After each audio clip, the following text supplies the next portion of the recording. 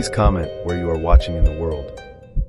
Me and Ellie were one of those couples that looked good on Instagram and felt cooked in real life. The kind where every time your phone buzzed, you felt like you'd been caught doing something wrong. She wanted updates like I was on house arrest. Who's that? Why didn't you answer? Send me a pic so I know you're actually at the gym. At first it was kinda hot and a clingy, bedroom gets spicy after a fight way. Then it just got exhausting. My sex life felt like a performance review. After one too many "why did you like her pic?" arguments, I broke it off one afternoon, sitting in my Uda, sweating through my high vis. She cried quietly. No screaming. Just that intense stare she did, like she was filing everything away. I get it, she said. You need space. Reckon that was that. 2 weeks later, I'm at my local in the inner west, headphones in, chalk on my hands, mid-set on bench, when I clock a familiar face in the mirrors. Ellie, on a yoga mat, in my gym. The same gym she used to call that sweaty meat market.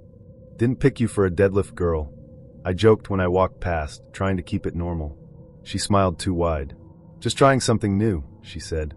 Self-care, yeah? I shrugged it off. Sydney's big but not that big. Maybe she just joined. Maybe we could be adults about it. Except she wasn't really working out. She'd wander around like a ghost.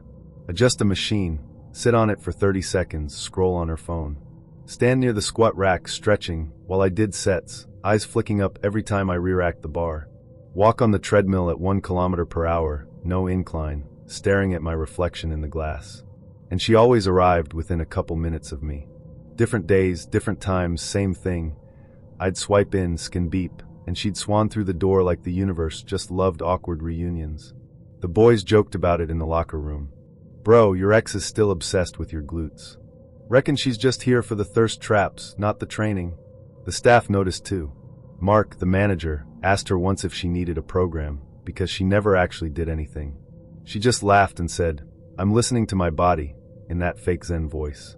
Couple of times she made jokes when we crossed paths. If you ever cheat on me, I'm slashing your tires, she said once, laughing. Kidding. Sort of. I laughed it off. You never think they mean it. One Wednesday night, around 10, the gym was quiet. Triple J murmuring through the speakers, fluorescent lights buzzing, just me and a few other night rats. I was in that tunnel vision state, bar loaded for deadlifts, chalk everywhere, headphones blasting. Mid-set, I feel a tap on my shoulder. Nearly dropped the bar on my toes. I turn. It's Mark, and he's not in his usual chill, how many sets left, mate? Mood. His face is tight. Hey, sorry to interrupt, he says low. You drive the white Hilux, yeah? My stomach drops. Yeah. Why? Come to the office a sec. Mate, if someone's just reversed into it, tell me straight, I say, wiping my hands. I can't afford more drama, hey. He doesn't laugh. That's when I start to get rattled.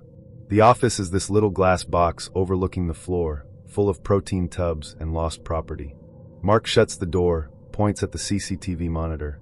Just watch, he says. On the screen, the car park, grainy but clear enough. My Hilux is parked under the light. And there, kneeling behind my rear tire, hood up, mask on, is a figure I'd know anywhere. Even pixelated. Ellie. At first, I think maybe she's dropped her keys. Then she lifts her hand, and the security light catches metal. Not a little tool. A kitchen knife. One of those long ones you use to cut roast. She presses the blade gently against the tire like she's testing a lover's skin. Mark actually narrates it like a commentator, because he's nervous. Alright, she's lining up, that's the side wall, and yeah, that's a proper stab. On screen, she raises her arm and drives the knife in. The tire visibly sags. She pulls it out, puts her hand on the rubber, almost like she's petting it. Then she moves to the next one. Slow. Deliberate. No rush. Like she's rehearsed. My whole body goes cold. What the? I already called the cops, Mark says quickly. Soon as I saw the knife. They're around the corner. As we're watching, headlights without sirens roll into frame. 2 police cars. They kill the lights, moving quiet. On another camera, we see them slip down the alley between the gym and the bottle-o, boxing her in. She glances up, sees something, tries to bolt. Wrong move. That alley's a dead end. Within seconds, they've got her pinned against the wall, knife kicked away. She's not screaming. She's smiling. Little, satisfied smile, like she's just finished a workout she's proud of. When they bring her past the front doors, I stay in the office, suddenly very aware I'm just in a sweaty tank and short shorts. She looks through the glass like she can see me. Later, one of the officers comes in to take a statement. He's got the knife in an evidence bag and a clear zip bag with more stuff. In her pocket, he says. Spare knife, gloves, wipes. She came prepared. This wasn't a spur-of-the-moment thing. What did she say? I ask. He flips through his notebook. That she's tired of watching you move on. That she wanted to slow you down. That you forced her to do this because you never listened.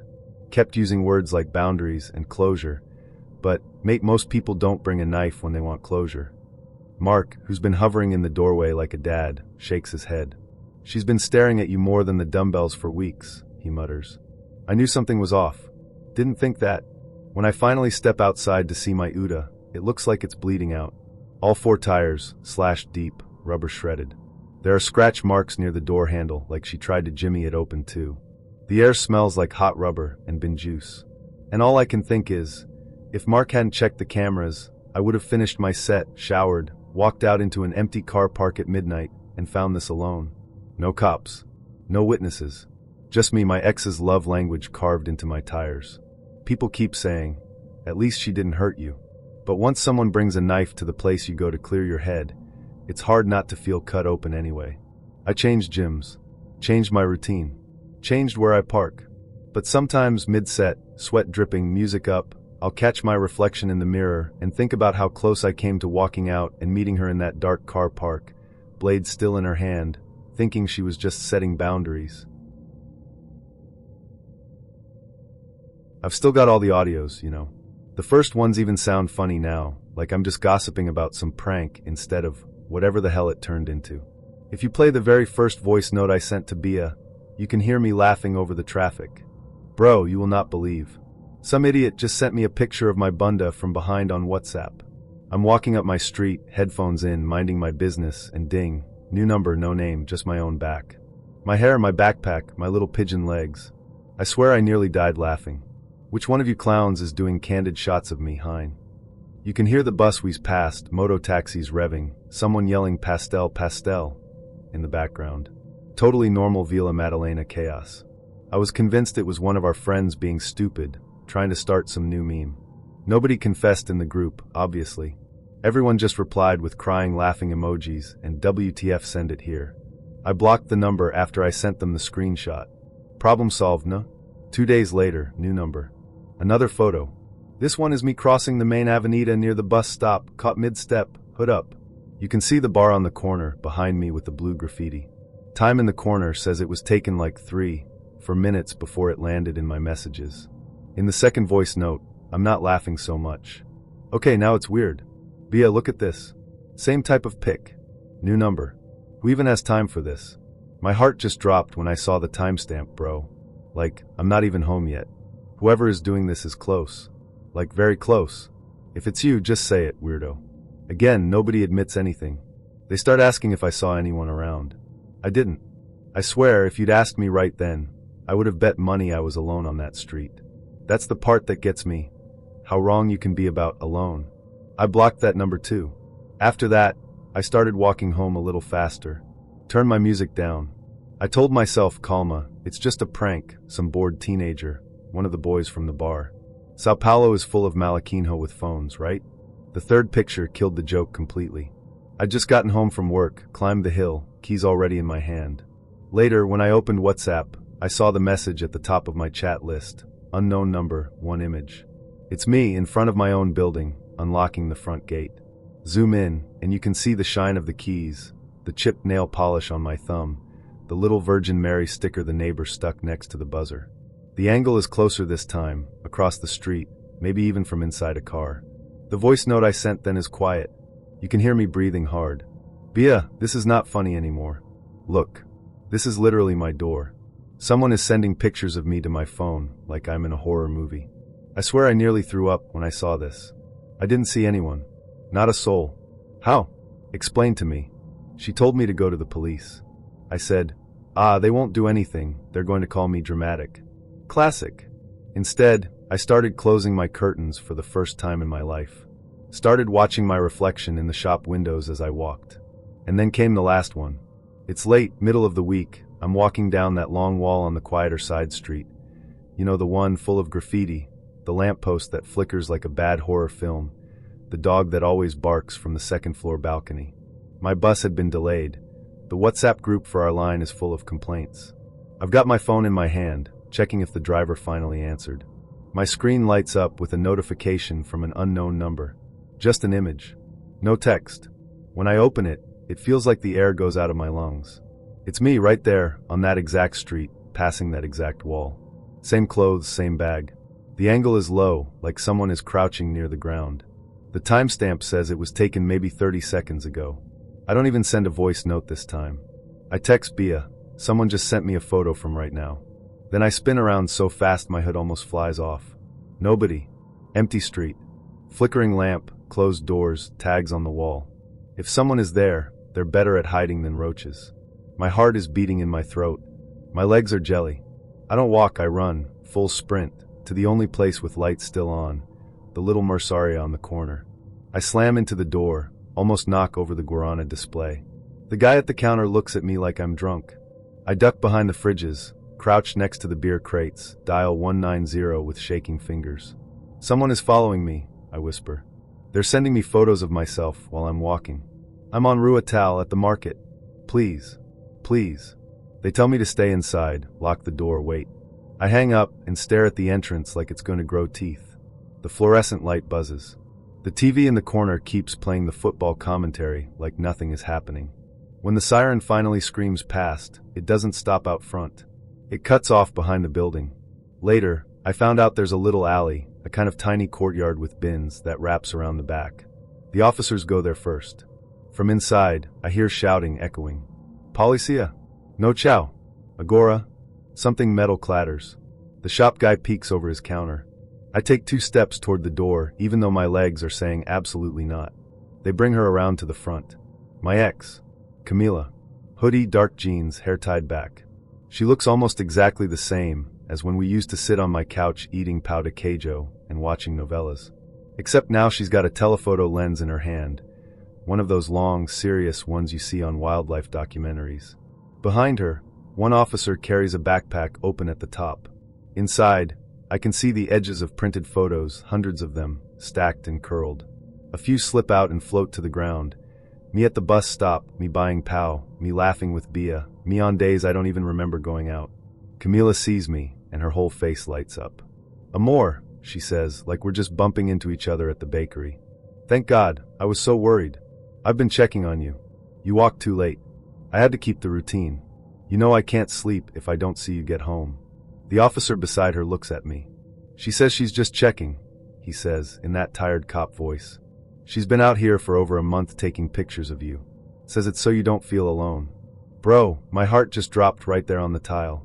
Now, every time my phone buzzes with an unknown number, I feel that same ice in my stomach. Every alley looks like it might be hiding a lens. And when someone calls me Amor too quickly, I think of her crouched behind the bins, aiming at me like I'm something to track, not someone who ever loved her back. You know when you tell a story and everyone says, Abi, you watch too much Netflix. Yeah, that was me until it wasn't. We're at this Mayhain right now, actually, Riki sweating on the table, smoke in the air, and I'm telling you, Valahai, I thought I was going crazy. So I live in this gated complex in Istanbul, underground auto park, automatic gate, the whole we are secure bro vibe. You swipe your little fob, gate goes up, you drive in, Güzel. For a while, I keep noticing this silver car slipping in right behind me. First night, I think Tamam, neighbor being lazy. Second night, same thing. Third night, again. Same distance, same timing. I'm like, Yanni, what, they live on my bumper or what?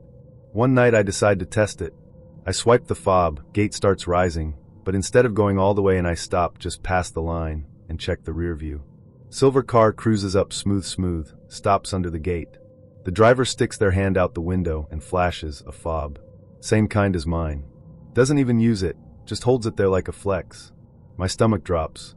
Only one person ever had my keys long enough to copy anything. My ex, Elif.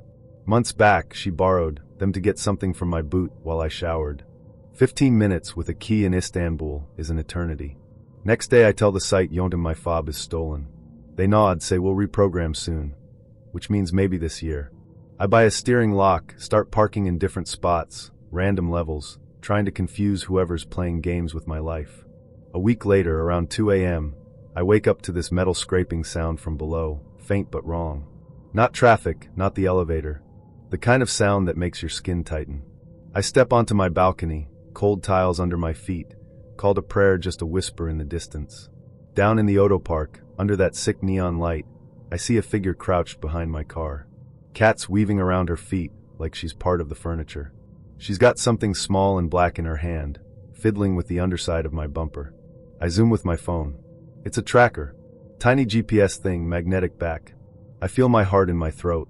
I call the police, whispering like she can hear me through concrete. They come quiet, no siren, just lights. They slip in through the side door, boots echoing.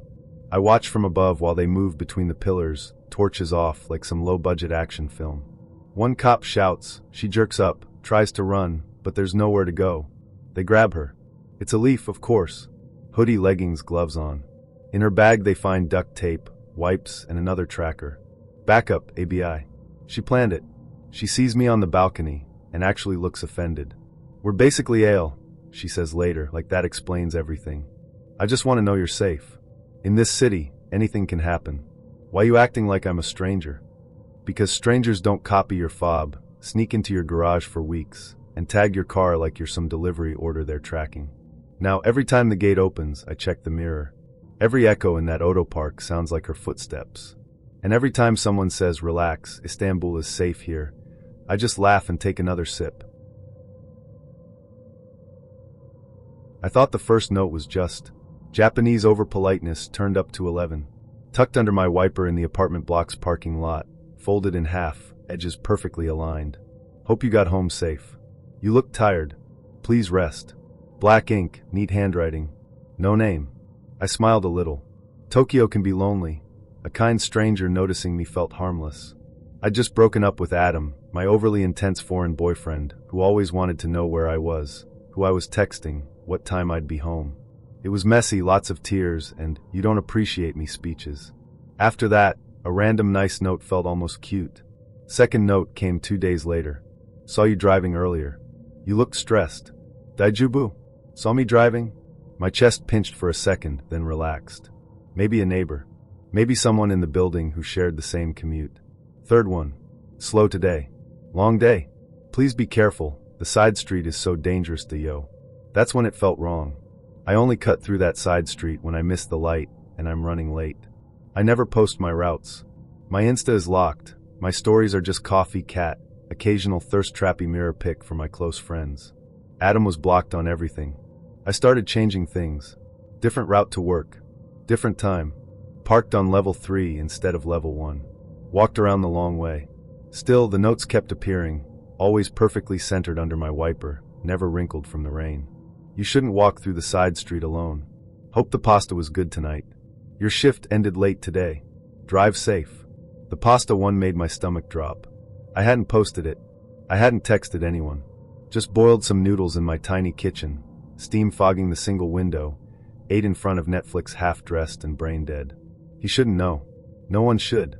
I went to the Koban with a small stack of notes in a clear file. The officer listened, very polite, nodding. He read each one carefully. Certainly this is concerning, he said. But there is no explicit threat. We can make a record. If he appears, please call 110 immediately. I went home feeling stupid and still watched. 3 days later, there was a knock on my door at 7 a.m. 2 officers, hats in their hands, bowing slightly in the corridor that always smells like somebody's curry. Suma Mason, are you my name? San? We need to speak with you about Adam, San. For a second I thought he'd been hurt. Then I saw the stiffness in their shoulders. He has been arrested, one said. Not for you. For entering the storage area of his neighbor, near the electrical room. When we entered his room, we found something related to you. It is better you hear it from us. His apartment was 1 floor below mine, same layout, just reversed. I'd been there 100 times. It had always felt a bit too neat, everything lined up like a magazine photo. Now, with the door open and officers moving in and out, it felt like a stage set. One wall in the living room was completely covered. Photos of me, printed on cheap A4, trimmed carefully. Me unlocking my bicycle at the station. Me coming out of the convenience store, condensation on the glass behind me. Me laughing with a friend outside a cafe in Shibuya. Me with my mother at the supermarket when she visited from Osaka. Me in my work clothes, in my leggings, in that slightly spicy dress I only wore at night.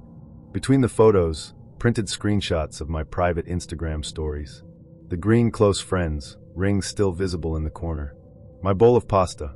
My late shift again kill me selfie. My shot of the empty office at 10 p.m. Lines and arrows connected everything, drawn with a ruler. Red arrows for morning, blue for evening. Little notes in the same neat handwriting as the car messages. Parked on level 2 today. Stayed longer at shop. With someone? Smiled at phone. Who? Tired. Not sleeping enough. He has been studying your movements, the officer said softly. For months, we think. In the corner, a fresh stack of blank paper waited, clipped square. A ruler, a black pen, a roll of tape. Ready for more. He hadn't just watched me. He'd organized me, cataloged me, turned my life into a project he could pin to a wall.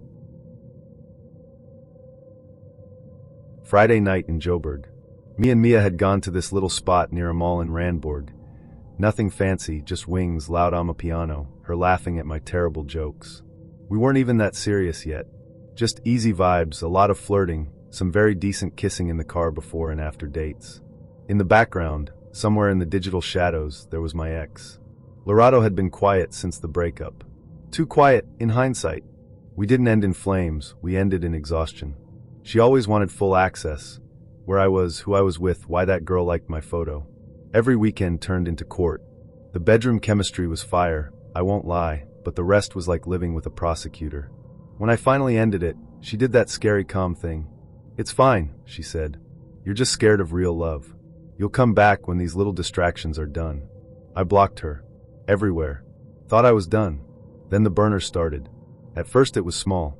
A random account with no profile picture, liking all my old photos in a row. Then another watching my stories the second I posted. I'd block one, 3 more would appear. Sometimes they'd accidentally double tap me as pictures too. The ones of her in a dress, or at gym, or eating ice cream with that messy mouth that turned me on way too quick. Mia would show me her phone, laughing. Babe, your ex is so down bad, hey. Look at this username. HiStillMine_93. Yo. I shrugged. Eesh, she's just doing Instagram Olympics.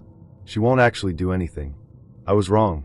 That night after dinner, we cut through the back parking lot to get to Mia's car. You know those mall back lots? Half the lights are dead. There's a big metal skip pushed up against a wall, security whistle from far, the smell of bray smoke drifting from some Shisa Nyama hidden behind the buildings. A few cars left, but it's mostly empty. We're still talking nonsense, holding hands. Then Mia stops, so suddenly I almost walk into her. A babe? Her little hatchback is sagging. Like it's tired. All 4 tires are flat, sitting at weird angles, rubber practically kissing the tar. At first I think, shame, someone stole the rims or something. Then I see the cuts. Not little punctures. Deep, clean slashes along the sidewalls, like someone took their time. Okay, that's not just kids messing around. I say, trying to keep my voice chill. Stay by the front, nay? Don't touch anything. She's breathing fast. Is this like random? Or? I already know. The knowledge hits my stomach before my brain finishes the sentence. The cuts are too deliberate, too personal. It's like seeing someone scratch your name into a wall. I call the cops, give them the address. While I'm on the phone, I'm scanning the lot. There's nothing much. A few parked cars, a flickering streetlight, the big metal skip at the back overflowing with rubbish. Then I see it. The tiniest movement behind the skip. Not a full body, just a shift. Like someone adjusting their weight. My skin goes cold. I tell the operator there might still be someone here, hang up, and turn to Mia. Come stand by me, yeah, I say. If anyone comes, get back inside the restaurant. She looks at me. Do you think? I think my past is being stupid, I say. But just in case, don't be a hero. The cops arrive pretty quick, considering it's Joburg on a Friday. No sirens, just flashing lights. 2 officers get out, one checking the tires, whistling low. Show, this is intentional, he says. All 4. Same blade. She was committed. How you know it's a she? I ask automatically, then regret it. He gives me a look. We ran the plate you gave us on the phone, he says. Your ex has a file, hey. Neighbors have been complaining about a car sitting for hours outside your road, your new girl's road, so let's see. Another officer shines his torch across the lot. The beam slides over the skip, keeps going, then comes back. You can see mud on the ground, footprints leading from the entrance, around the side of the skip. "Anyone behind there, come out now," he calls. "Hands where we can see." Nothing. They move closer, torches up. When the light hits the gap between the skip and the wall, something flinches, pulling back like a rat. Everything happens fast after that. One cop goes left, one goes right. There's a lot of shouting, some metal banging, as someone tries to scramble over rubbish bags. Then they drag her out, one hand on each arm. Lorato. Her jeans are dirty, knees stained from kneeling. Hoodie pulled up, hair messy. In her right hand, she's still gripping a knife. Not some little pocket thing, a proper kitchen knife, the kind you carve meat with. The cop twists it out of her grip and slides it into an evidence bag. My heart is hammering so hard my ears ring. "Lorato, what the hell are you doing?" I blurt out before I can stop myself. She looks at me, and what gets me is she looks pleased. Like she just nailed a presentation. "See? You came," she says. "I knew you'd come if I made it impossible for her to drive you away from me." Mia makes this small sound behind me. I want to put her in my pocket and hide her. The cop holding Lorato's bag opens it up to check for more weapons. Papers flutter out in the night wind. Printed screenshots of my Instagram, Mia's Instagram, my tagged photos. There's a notebook too, the cheap kind from CNA. He flips it open. On one page, my name and Mia's name, circled together. Arrows pointing to dates and locations. Another page, reasons he should have chosen me with a numbered list. She doesn't even know his mother's real favorite food. She makes him soft, that's dangerous in this city. She doesn't understand his purpose. It goes on and on. My cousin would have said, "Hi, this is witchcraft with stationery." The cop finds a bus ticket tucked inside as a bookmark. It's for a route that goes right past Mia's street. Dated last week. She been following me? Mia whispers. "Both of you," the cop says. "She told us she's watched you from the mall, from the garage, from your complex gate. Says she has to honor her feelings. Like that justifies a blade." Lorato keeps talking over everyone. She's switched into that fake calm voice she picked up from TikTok therapists. "You forced me into a corner," she tells me. "I'm setting a boundary. I can't keep watching you disrespect the connection we built with some rebound girl. You don't see it now, love, but I'm protecting us. I just needed to slow you down, give you space to think." "By slashing her tires?" I say, voice shaking. She rolls her eyes. "She drives you home. I take that away. You have to face what you're doing. Simple. I was going to come out when you saw it and talk it out. You overreacted as usual." One of the officers practically groans. "Baba, that's not talk it out. That's malicious damage to property and stalking." They cuff her properly and walk her to the van. She keeps twisting to look back at me, ignoring Mia completely, like she's furniture. As they drive off, the lot feels too big and too empty at the same time. Mia is shivering, arms wrapped around herself. "Are you okay?" I ask. She half laughs, half sobs. "Your ex really slashed my tires because she didn't want me to give you a lift? Yo, your taste is dangerous, my guy." "Ish, I know," I say, because what else can I say? Toronto will have you thinking nothing bad can really happen in a building like yours. The elevator sticks on 5, the hallway's always colder than outside, somebody's always letting Uber Eats in at midnight. It's all background noise. You start believing weirdness is something that happens in movies, not in your drafty little corridor off St. Clair. Me and Tasha didn't even end messy. No screaming, no get your stuff and get out. Just flat. Months of the same argument, her reading into every text and silence, me getting tired of explaining my own face. One night, Raptors on mute in the background, I finally said, "Yo, I can't do this. My chest is tired." She just looked at me, really looked, like she was memorizing every detail. "Okay," she said softly. "I get it." But her eyes said something else. Something like, "Noted." She went quiet after that. Unfollowed, untagged, no drunk paragraphs at 2 a.m. Just gone.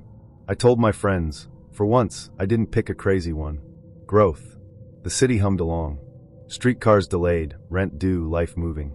Then I met Ryan at a game night. Chill dude, software engineer, soft laugh. We kept it low-key, no posts, no tags, no couple selfies. I didn't even save his name with a heart. Close friends got the occasional hoodie in the background shot, that's it. There was no universe where Tasha should know he existed.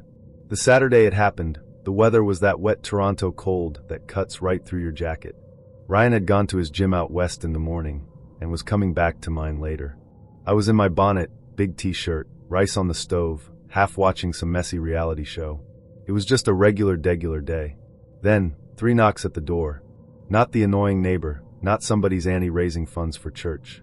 Just standard, confident knocks. I checked the peephole.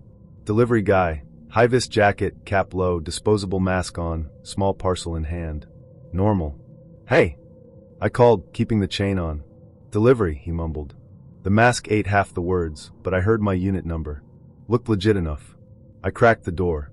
Cold air rushed in, smelling like wet pavement and cigarettes from the stairwell. He held up the box so I could see the label. Brown cardboard, some barcode, whatever.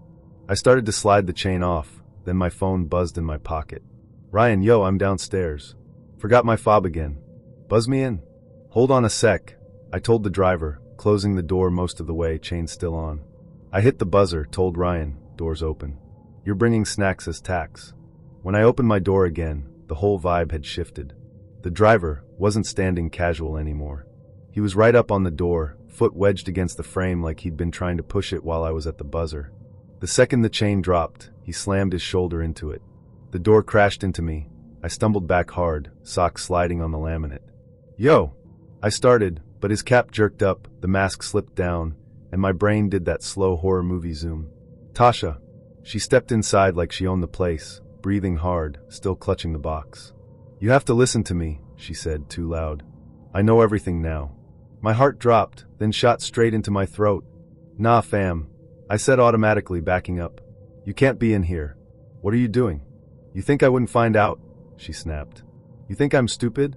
You really thought you could hide him? The engineer from the West End? The one who posts his gym check-ins like a clown. I froze. I never posted Ryan. But he posted himself. Location tags, mirror selfies, leg day captions. Normal for him. Intel for someone determined. You followed him, I said slowly. He's easier to track than you, she said, almost proud. LinkedIn meetup, his bus route, his little coffee shop where he leaves his laptop alone. He walks you home on Tuesdays. Thursdays, he drives. I know his schedule better than he does. Behind her, the stairwell door opened. I heard Ryan's voice drifting up mid-conversation. My whole body went cold. Babe? You buzz me, yeah, he called. Tasha's eyes flicked toward the sound. She shifted, blocking me against the wall by the coats, one hand slamming next to my head. You brought him into our building, she hissed. Into our space. Before I could answer, another sound layered over Ryan's footsteps. Boots fast, more than one pair. Toronto police, someone shouted from the stairwell. Stay where you are. Tasha went still, then looked at me like I'd betrayed her. You called them? I didn't call anyone, I said. What did you do? Ryan appeared at the end of the hall, hoodie, gym bag, confusion twisting into fear on his face. 2 officers were right behind him, hands hovering near their belts. Ma'am, step away from her, one officer said, voice controlled. She doesn't need you, Tasha snapped at him, jabbing a finger toward me.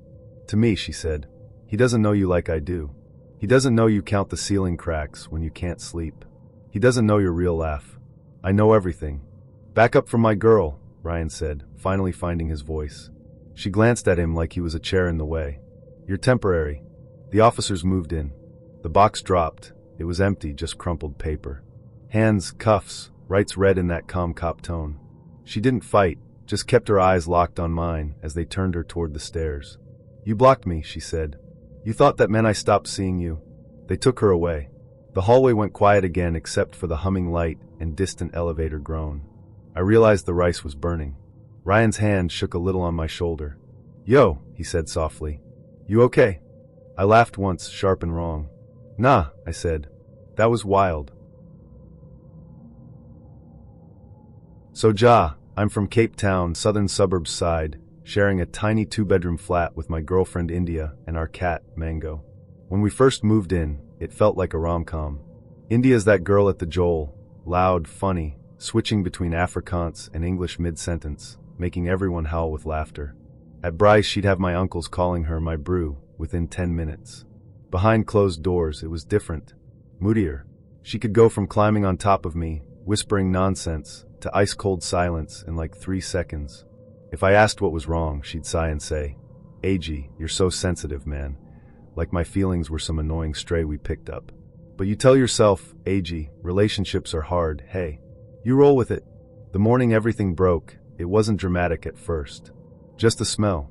It was a Saturday, light coming in all orange through those thin curtains, traffic humming on the M5 in the distance, some oak revving a Golf for no reason. I was half asleep when my nose started twitching. Not cat pee. Not the litter box. Something sweet sour, heavy wrong. I turned over, eyes still crusty, and froze. On my side of the bed, on the fitted sheet I washed like 2 days before, was it. Human. Not a little accident. A full, solid, undeniable log of shit. The kind you don't mistake for anything else. My brain just stopped.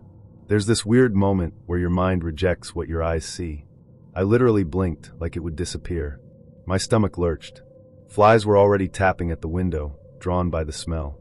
Mango. I croaked, even though I knew. We don't keep the cat in the bedroom at night. Mango's locked in the lounge, always.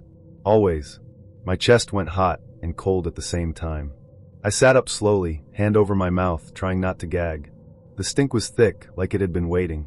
That's when India walked in. She had her hair in that messy bun, my t-shirt on, cup of coffee in her hand like it was any other morning. She saw where I was looking, saw the thing on the bed, and her nose wrinkled. "Show," she said, not missing a beat. "The cat messed here, hey." I stared at her. "The cat what?" She rolled her eyes like I was being dramatic. "Mango man." "Shame, maybe she was scared or she's sick. It happens." "We locked her in the lounge," I said slowly. "The door was closed.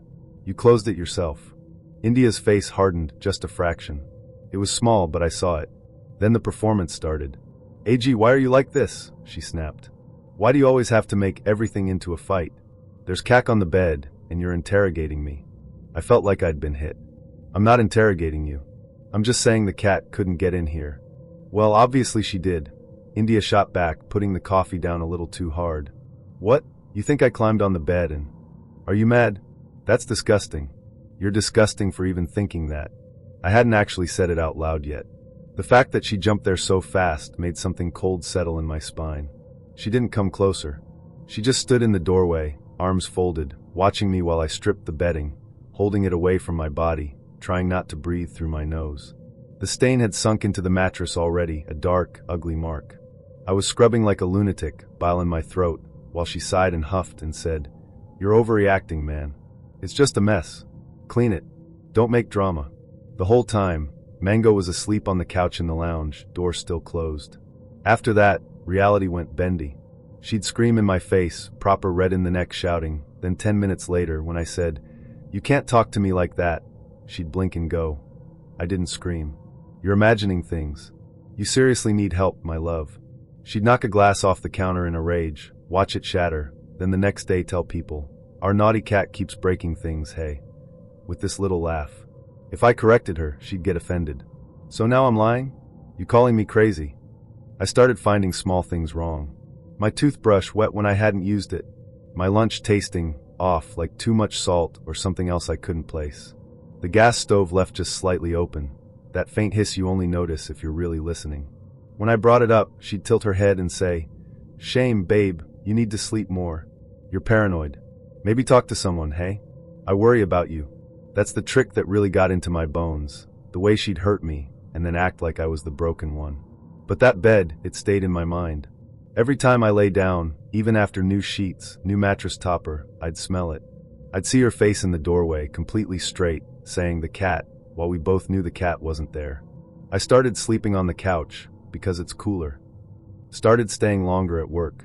Started going to friends' places more, finding any excuse not to be in that room with her. The night I tried to end it, she laughed in my face. "You're not serious," she said. "We live together. We have a cat. We share a bed. You can't just decide it's over because you're having a little mental breakdown." "AG, no man." "I'm serious," I said. My hands were shaking. "I can't do this. You need to go." She refused. Flat out. Slept in the bed like nothing was wrong, even made jokes about "don't worry, I won't poop this time," with this dead laugh that made my skin crawl. It took weeks of small battles.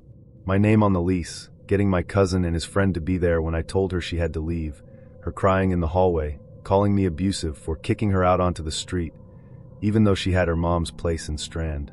She'd show up after that on the buzzer at midnight, sobbing, "I just want to talk," like we hadn't already talked it to death. If you ever want to know how cursed your love life is, try watching your ex on a Ring camera like it's a horror movie starring your parents' house. When people ask me what happened, I don't even start with the calls. I start with the footage. 3 hours, 2 minutes, and 17 seconds, front door. The first clip is almost comical if you don't know what comes after. Ethan's standing at my parents' front door in Iztapalapa, hoodie up, hair a mess, holding his phone like a talisman. You can hear the neighborhood soundtrack in the background. A dog losing its mind down the street, somebody's TV blasting telenovela dialogue, distant banda on a cheap speaker. He knocks. Not soft. 3 heavy knocks, like he owns the place. "Señora," he calls, voice all shaky. "Señor? Soy Ethan. I just need to know if she's here. My parents are asleep." The little blue Ring timestamp glows in the corner. 3:02. He waits. Checks his phone. Paces in front of the gate, back and forth, like he's rehearsing lines. At one point he looks straight into the camera, eyes big and shiny, and whispers something I can't hear. When the detective pauses there, I feel my stomach twist. That's when he says, "I know you can see me," the officer tells me. "He thought maybe you'd get a notification and watch live." "No manches," I mutter. "Que pedo way." 2 hours earlier, I woke up in my tiny Roma Norte apartment to my phone buzzing off the nightstand. 7:30 a.m. sunlight in my face, head pounding. I squinted at the screen. 30 missed calls. Same unknown number. 6 voicemails. I didn't even have to press play to know who it was. Ethan. He'd already pulled this stunt before, using his friends' phones when I blocked him, calling me 30 times in a row like that would turn me on instead of giving me anxiety. We broke up because of that intensity. At first it felt romantic. He always wanted to be with me, wanted to take care of me. Texted good morning, good night, good everything. Then it turned into surveillance. Send a picture so I know you're actually home. Why didn't you pick up? Who were you with? I just worry BB Mexico City is dangerous. Our fights sounded like safety lectures but felt like prison. So that morning, seeing 30 missed calls, I just sighed. Otra vez este cabrón. I said out loud, threw the phone on the bed, and went to make coffee. I figured it was another all-night loradera because I hadn't responded to his last melodramatic text. 5 minutes later, my phone rang again. Different number. This one said desconocido. I almost declined it on reflex, but something in my chest said answer. Hola. Buenos dias, is this my name? A man's voice. Serious. Too serious for a telemarketer. Sí. ¿Quién habla? This is Officer Ramirez with Policía de la Ciudad de Mexico. Are you somewhere you can speak privately? My heart dropped to my toes. What happened? Is it my parents? ¿Qué pasó? Your parents are okay, he said quickly. But we need to ask you about someone named Ethan, last name. I sat down on the floor, back against my bed. Yeah, he's my ex. He has been detained outside your parents' house, the officer said. Around 3 in the morning. I laughed, this weird little sound that didn't belong to me. No, you're confused. Ethan doesn't even know where my parents live. He's been there like twice. There was a small pause, papers rustling. He reconstructed the address, the officer said. From your mother's Facebook, your father's LinkedIn, and some photos you posted last Christmas. He marked it on a map. He says he needed to check on you, because you weren't answering his calls. No manches, I whispered. You're serious. Very serious, señorita. Maybe it's better if you come to the station and see the video. 3 hours, 8 minutes, and 49 seconds, side gate. Next clip, the officer hits play. Ethan has walked down the side of the house now, to the little metal gate that leads to the back patio, where my mom keeps her plants and my dad keeps random junk for later. He tries the latch. It's locked, obviously. He pulls out something from his pocket, metallic glint, and starts fiddling with it. The mic catches the squeak of cheap metal, the rustle of his hoodie. He doesn't look confused. He looks focused. Jaw clenched, eyes narrowed, like he's fixing an engine. Neighbor's dog starts barking louder. A light flicks on in the house across the street. Ethan freezes for a second, turns, looks straight at the Ring camera again. If you're watching, just open the door, he murmurs. I know you came home. I can feel it. I feel anger rise over the fear then. I blocked you, and you went for them, I say under my breath. The detective glances at me. Lo sé, she says quietly. Es una invasion fia. 3 hours, 12 minutes, and 3 seconds, back door. Next clip, he's in the backyard. He must have hopped the side wall. You can see dirt on his jeans now. He walks straight to the back door like he's done this before in his head 100 times. He tries the handle. Locked. Of course. My dad may forget his own glasses, but he does not forget locks. Ethan sets down his backpack, kneels, presses his forehead briefly against the glass like he's praying. "Let me in, por favor," he whispers. "I just need to see you're okay. I'm responsible for you." Responsible. Like I'm a plant he left in the sun. Lights start popping on in neighboring houses now, little yellow rectangles in the dark. Somewhere, a tamal vendor's speaker crackles to life. "Tamales oxaquenos." It's almost dawn. He doesn't run. When the patrol car turns into the street, you can hear it on the audio before you see the lights. He just stands there, shoulders tightening, and waits like he's rehearsed this scene too. They found a bag next to him. Small flashlight, protein bar, a phone charger, and one of my old hoodies I threw out ages ago. Smelled like damp and his cologne. There was also a folded note with my name on it. The officer didn't let me read all of it, but he read the first line aloud. "I knew you'd come home eventually." At the station, when they asked him why he did it, he talked like a telenovela hero. I swear this still sounds like something I'd slag a mate about over pints, not something that actually happened to me in my own bleeding building. If you'd told me my ex was going to get arrested crouched over my storage unit at 1 in the morning, clutching my old super dry jacket like it was a newborn, I'd have said, "All right, calm down, Netflix." But here we are. Me and her, Aoife, we didn't crash and burn. It was more like a slow leak. Constant rows over nothing. "Who's that?" Every time my phone buzzed. "Where are you?" If I didn't answer within 10 minutes. At the start, it felt like she just really cared. By the end, it felt like I had a probation officer. So I ended it. In my tiny sitting room with the dodgy lamp flickering, deliver bag on the coffee table. I told her I couldn't do the interrogations anymore. She cried quiet, not dramatic. Kept wiping her face with her sleeve and saying, "No, I get it. But her eyes never left my face. Like she was copying down my features for later. Then she was gone. No screaming texts, no turning up at the door. I actually thought, fair play, she's taking it on the chin. The bump-ins started a couple of weeks later. First one was at the little corner shop near my flat. I don't even go there that often. The fella behind the till hates giving change. But I fancied a chicken fillet roll after work, so I wandered down, headphones in, half asleep. Turned the corner into the drinks aisle, and nearly walked straight into her. "Jesus, sorry," I said automatically, then clocked who it was. "Oh, hey." She grinned like we were old school friends. "I'll stop, what are the chances?" she said, that little delighted laugh she did when she wanted something. "You living around here now, yeah?" "Yeah, just up the road," I muttered, feeling that awkward heat in my ears. We chatted for maybe 30 seconds. She asked about work, the new flat. I did the Irish thing and lied. "Yeah, no, everything's grand." Then I got out of there. I told myself it was a coincidence. Dublin's small. Whatever. Then it was the gym. Not the old place we both knew. A new gym I'd joined after the breakup. I hadn't told her I went there, never posted, nothing. One Tuesday, I scan in, nod at the receptionist, turn around, and there she is by the front desk in leggings and an oversized hoodie, doing a stretch you only ever see people do when they've never stretched in their lives. "Mad," she said, as if I'd summoned her. "Didn't know you came here." She'd always said she hated gyms. "They smell like metal and lads BO," was her exact quote. Now apparently she was a regular. "Yeah," I said, forcing a smile. "Just started." I stuck my headphones in before she could say more and went straight for the squat rack. I felt her looking over a few times, but I told myself I was imagining it. Until it kept happening. Week after week, different days, different times, she just appeared. At the bus stop near my estate. In a Tesco clear across town, she had no reason to be in. Once outside the chipper beside my job, standing there with an empty bag like she'd just finished eating, even though there wasn't a chip to be seen. "I swear to God, Dublin's tiny," she'd say every time, that same half-laugh. "We're like magnets or something." I didn't want to be an asshole, so I'd say, "Yeah, mad, see you around," and leg it.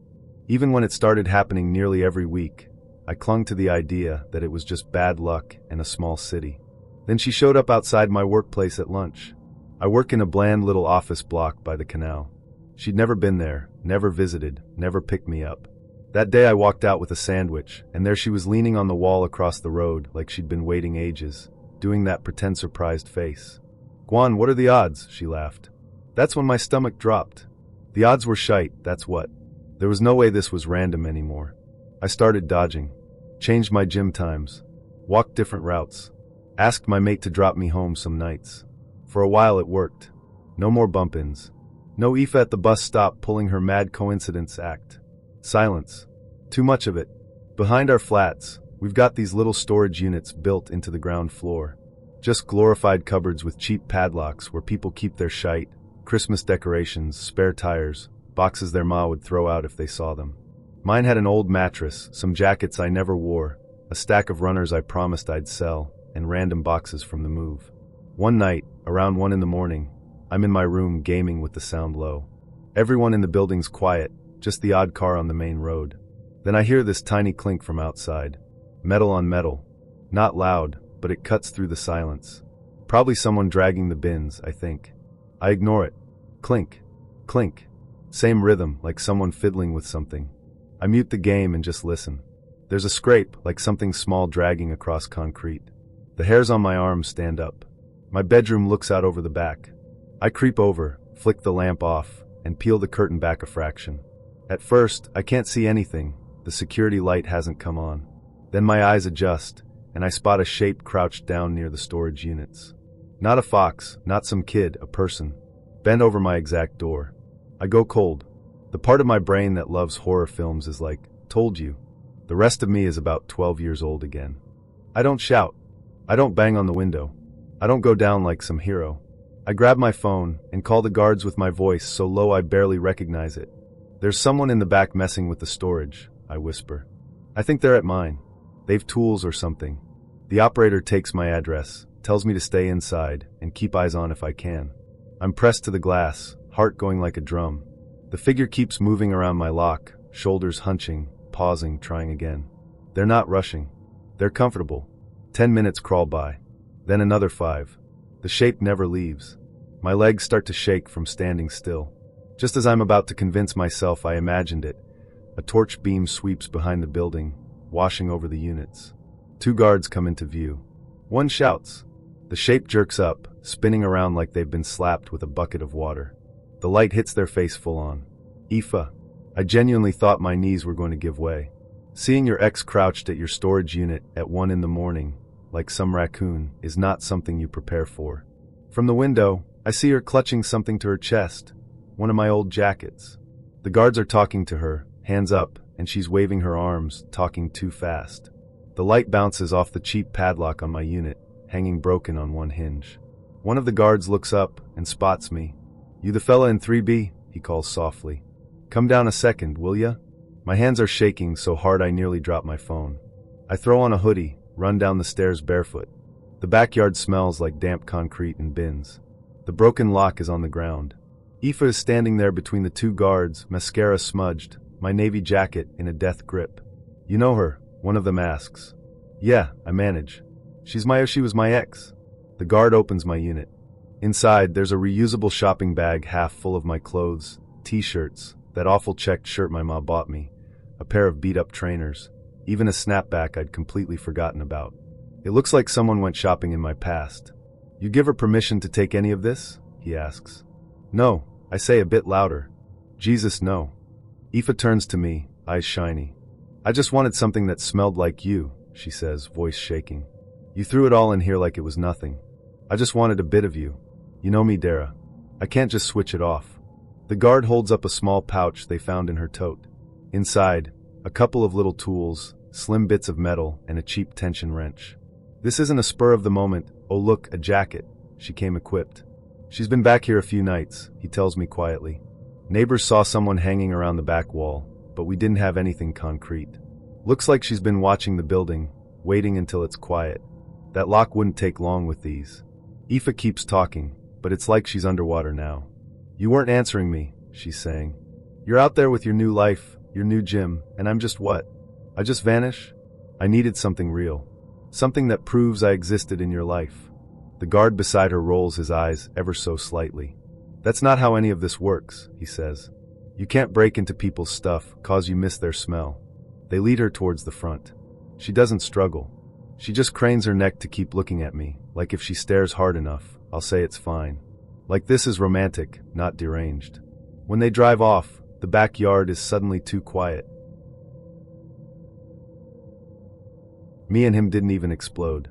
No screaming, no plates thrown, no dramatic storm out. Just me in that tiny kitchen with the extractor fan buzzing, telling him I was done being monitored. Done with the constant, "Where are you? Who's that? Why didn't you answer?" over every missed call. I actually said, "I'm not your parole officer, bruv," and tried to laugh. He didn't. He just leaned on the counter, arms folded, staring like he was taking my picture. When I finished, he nodded once, this weird calm nod like he'd filed something away. Then he left. I moved back into my own place and did stupid little freedom things. Leaving my phone face down. Not replying for hours. Going out with Zara and stumbling home past midnight without sending anyone home now ex. It felt petty and glorious. When the first parcel showed up 2 weeks later, I didn't connect it to him at all. Little brown box on the mat, no logo, my address printed in generic online shop font. I buy rubbish constantly, so I opened it with my keys without thinking. Inside was a silver keyring with my initials. That's it. No note, no receipt, no sender. I don't even like keyrings. I took a picture and sent it to the group chat. "Which one of you is sending me prison visit merch?" They all replied, "Lol, and that's creepy sis, not me." We joked about a secret admirer with no budget. I tossed the keyring in the junk drawer with old lighters and takeaway menus and forgot about it. Then more boxes came. A mug with my birth month and a faded constellation. A vanilla candle that smelled like cheap cupcakes. A flimsy scarf. A tiny plush bear with a crooked stitched smile. Always one thing, always no note. Zara told me to relax. If someone wants to stalk you with Poundland, let them, babes. I even posted a story. Mystery man, send rent next time X. People reacted with laughing emojis. I told myself it was silly, not serious. The notebook arrived on a Wednesday and ruined the joke. Same size box, a bit heavier. I opened it in the kitchen, rolling my eyes, already planning what to send to the group chat. Inside was a plain black notebook with a quote stamped on the cover in gold. "You always overthink, but I'll always understand you." My whole body went cold. That sentence wasn't generic Pinterest fluff. That was his line. The one he'd say when I tried to end arguments. When I cried and said I felt crazy, he'd stroke my hair and murmur, "You always overthink, but I'll always understand you." Like I should be grateful. Seeing it embossed on a notebook in my hands felt like he'd walked back into the room. I didn't even open it. I carried it straight down to the bin room in my socks, past my confused neighbor, and shoved it deep under black bags. Back upstairs, I double-checked the door twice, blocked his number again even though it already was, and scrubbed any account that looked remotely like him from my socials. I rang my mom and tried to explain. "He's sending me weird presents," I said. "No name. But that quote, that's him." She sighed soft. "Maybe he's just trying to be sweet, love. Boys do silly things. He'll get over it." I said, "It's not sweet," but it sounded small. After the notebook, the parcels stopped. A week. 2. The hallway stayed empty. I decided I'd overreacted. Then one night, lying in bed scrolling, I heard it, a slow, dragging scrape from outside, under my bedroom window. My room looked straight down onto the car park. I told myself it was a fox near the bins, or someone dragging a trolley. I muted my phone. SCRRP. Metal on concrete. Long, deliberate. Stop. Then again. My heart sped up, but my brain went, "Don't be stupid." I refused to look. Eventually it stopped, and I fell asleep feeling ridiculous. The second night, it came back. Same time. Same slow scraping, softer this time, like whoever was doing it had learned where the sound bounced. I sat up, held my breath, listened for voices, footsteps, anything. Just that scrape, then a silence so thick I could hear the fridge humming. In the morning, my car looked normal from the window. I told myself I'd imagined it, that I'd let the notebook get into my head. By the third night, when the first scrape started again, my hand went straight for my phone on its own. 999, "What's your emergency?" the woman said. I think someone keeps messing with the cars in our car park," I whispered. 3 nights now. It's metal, outside my window. I know it sounds dumb, but it's freaking me out." She didn't laugh. She took my address, said there'd been other reports of suspicious activity, near vehicles on our street, and told me officers were nearby. While I was still on the line, the sound got louder. Not somewhere out there, directly under me. Sharp taps now, metal on metal, like someone really working on something hidden. "I think it's my car," I said, voice shaking. Then blue washed over my walls. The whole room lit up with flashing light.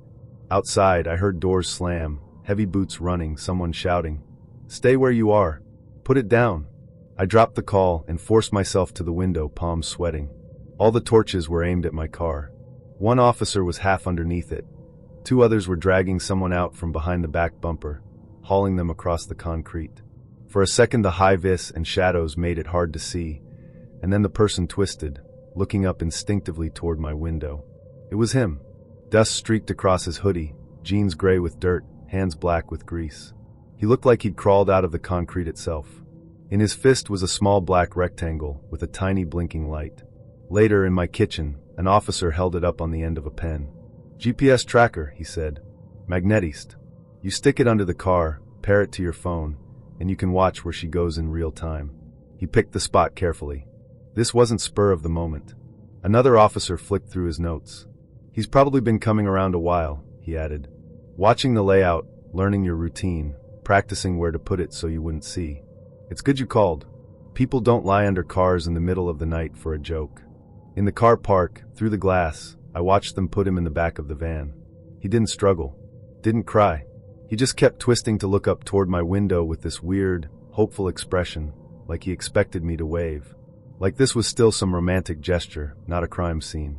Now, every time I go to my car, I squat down first and run my hand along the underside of the bumper like I'm checking for a bomb. Neighbors probably think I'm mad. Maybe I am a bit. But once you've watched someone you used to kiss dragged out from under your car with a tracker in his hand, paranoid starts to sound like prepared. A scrape in the night stops being foxes or wind. It becomes the echo of someone lying just out of sight, planning the roads you'll take before you've even decided to leave. I keep telling people this didn't start like a horror film. It started like a stupid, annoying question you ask yourself in your own kitchen. Did I leave that like that? If you read it in my notes app, it looks harmless. Entry, Tuesday. Window was a bit open when I got home.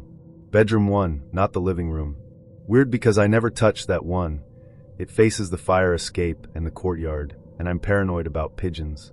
It was only a tiny gap, like 2 fingers, but still.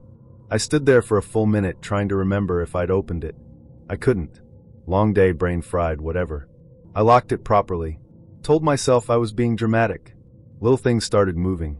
Not huge movie-style things. Just off. A mug I always leave on the right side of the sink was on the left. My worn hoodie that I swear I'd thrown on the chair was folded, badly, on the end of my bed. Bathroom light switch warm when I hadn't been in there yet. A hairbrush not where I'd dropped it.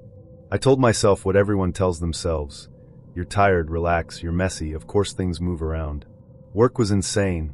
I was half living off instant noodles and coffee. Easy to blame everything on that. The night I heard the sound at my bedroom door, any relax, left my body. Entry, Friday/technically Saturday, 3:12 a.m. Woke up with my heart already beating like I'd been running. Thought maybe it was just a bad dream. Then I heard it, the faintest little tap near my bedroom door. Not a knock, more like something brushed against it. Once. Then again. The building was quiet, radiator hissing, some drunk laughing far off in the street. I sat up, stared at the door, waited. Nothing. 10 whole minutes of nothing. I almost convinced myself I'd imagined it. When I got up in the morning, the living room window was unlocked. Closed, but the latch was open. I remember locking it before bed. I always do. One of those little rituals you do without thinking. I told myself, maybe you didn't. Maybe you're turning into your mother with the checking and double checking. But my hands shook when I made coffee. I didn't tell anyone at first. How do you say? I think my flat is slightly wrong. My friends would say I needed sleep. My ex would have said I was overreacting, the way he always did. We'd broken up months before. Nothing spectacular. Too many arguments about where I was, who I was with, why I didn't answer instantly. At first it was kind of flattering. Someone that invested in my day, my bed, my body. Then it felt like being monitored 24/7. One afternoon, I told him I couldn't do it anymore. He cried a bit, didn't scream, didn't punch walls. He just looked at me with this kind of calm confusion, like I'd mixed up the script. If you need space, okay, he'd said. Just don't shut me out completely. I thought that was the end of it. Then the spare keys disappeared. Entry, Wednesday. I keep a spare set of keys in the kitchen drawer with all the other rubbish, batteries, takeaway menus, rubber bands. Just in case I lock myself out. I opened the drawer to grab batteries for the remote, and the little key ring wasn't there. Pulled everything out. Checked under the cutlery tray. Emptied the whole drawer onto the counter. Nothing. I never use that spare. I never lend it to anyone. Nobody even knows it exists. I felt this weird cold in my chest, like my body knew something my brain didn't want to say out loud. Did not call anyone. Didn't call the police. Didn't even call friends. My first instinct was to mop up my fear, not spill it. The night everything broke open, it was snowing lightly, making the courtyard outside glow that sick orange from the street lamps. I got home late, ate something bland, scrolled my phone until my eyes hurt, went to bed. I was half asleep when I heard it, soft metal on metal from outside. Not in the hallway. Outside my wall. A slow, careful creak. My bedroom faces the fire escape, one of those old metal ladders that rattles whenever the wind looks at it. It leads straight up to my bedroom window. I turned off my bedside lamp, so fast I nearly broke the switch and just listened. Another step. You can hear footsteps differently on that ladder. They have this hollow ring, like the building itself is flinching. My whole body went cold. My first stupid thought was, maybe it's the neighbor having a smoke. At 2 in the morning. In -5 degrees Celsius. Right outside my window. My hands were slick on my phone when I dialed. 112, what is your emergency? I whispered. Someone is on my fire escape. At my bedroom window. I live on the 3rd floor. There is no reason for anyone to be there. They told me to go to a room with a lock, stay quiet, stay on the line. I crawled into the kitchen, locked the door, slid down the cabinets to the floor. From there I could see the glow of the bedroom through the crack. The curtains moved just slightly. I heard the window latch being tested. Soft click, then a harder one. Then the unmistakable sound of someone trying again, putting more weight into it. He's trying to open it, I whispered. He's trying to get in. The sirens came fast. You don't hear them right away. They're muffled by walls and your own heartbeat. But suddenly there was blue light flickering over the kitchen tiles and shouts from outside, echoing up the courtyard. Police! Stop! Don't move! There was a scramble on the ladder, metal clanging. Someone swore in Polish, not an officer. Heavy boots thudded up the stairs on the other side of my door. Ma'am, it's the police. You can open now. My hands were shaking so much I almost dropped the keys. When I opened the kitchen door, there were uniforms in the hallway, radio chatter, the smell of cold air and cigarette smoke dragged in from outside. We've detained someone on the fire escape, one officer said. We need you to confirm if you know him. I followed them into my bedroom. My window was open now, wide, snowflakes drifting onto the sill. Outside, through the glass, I could see 2 more officers on the platform, handcuffs around a pair of wrists I recognized before I saw the face. My ex. He looked normal. Hoodie jeans, my old scarf. In his pocket, they'd already found the spare keys I'd lost, on a little ring. In the other, gloves and foam earplugs. He says he has permission to be here, one officer said flatly. That he uses your spare key all the time. That he's done this before. The room tilted a little. Before? I croaked. What do you mean before? He claims he's been inside the flat several times while you were sleeping or at work. The officer continued, eyes kind but firm. He says he only ever watched you, never heard anything. He thinks that makes it all right. Suddenly all the tiny, wrong things slotted into place like a horrible puzzle. The almost closed window. The mug. The folded hoodie. The warm light switch. The moved keys. He hadn't been practicing. He'd been visiting. My mind flashed back to months earlier, him asking, "Can I borrow your keys? Need to grab something from your car." I'd handed them over without thinking while I brushed my teeth. He'd been gone maybe 20 minutes. Plenty of time to walk past a locksmith. I looked at him standing there on the fire escape, snow in his hair, eyes searching my face like he expected some intimate, bedroom-level forgiveness. He really thought this was a grand gesture. A messed up, cold, metal-clanging love letter up the side of my building. They led him away, his boots ringing hollow on the stairs. My neighbors' doors were cracked open, eyes peeking through chains.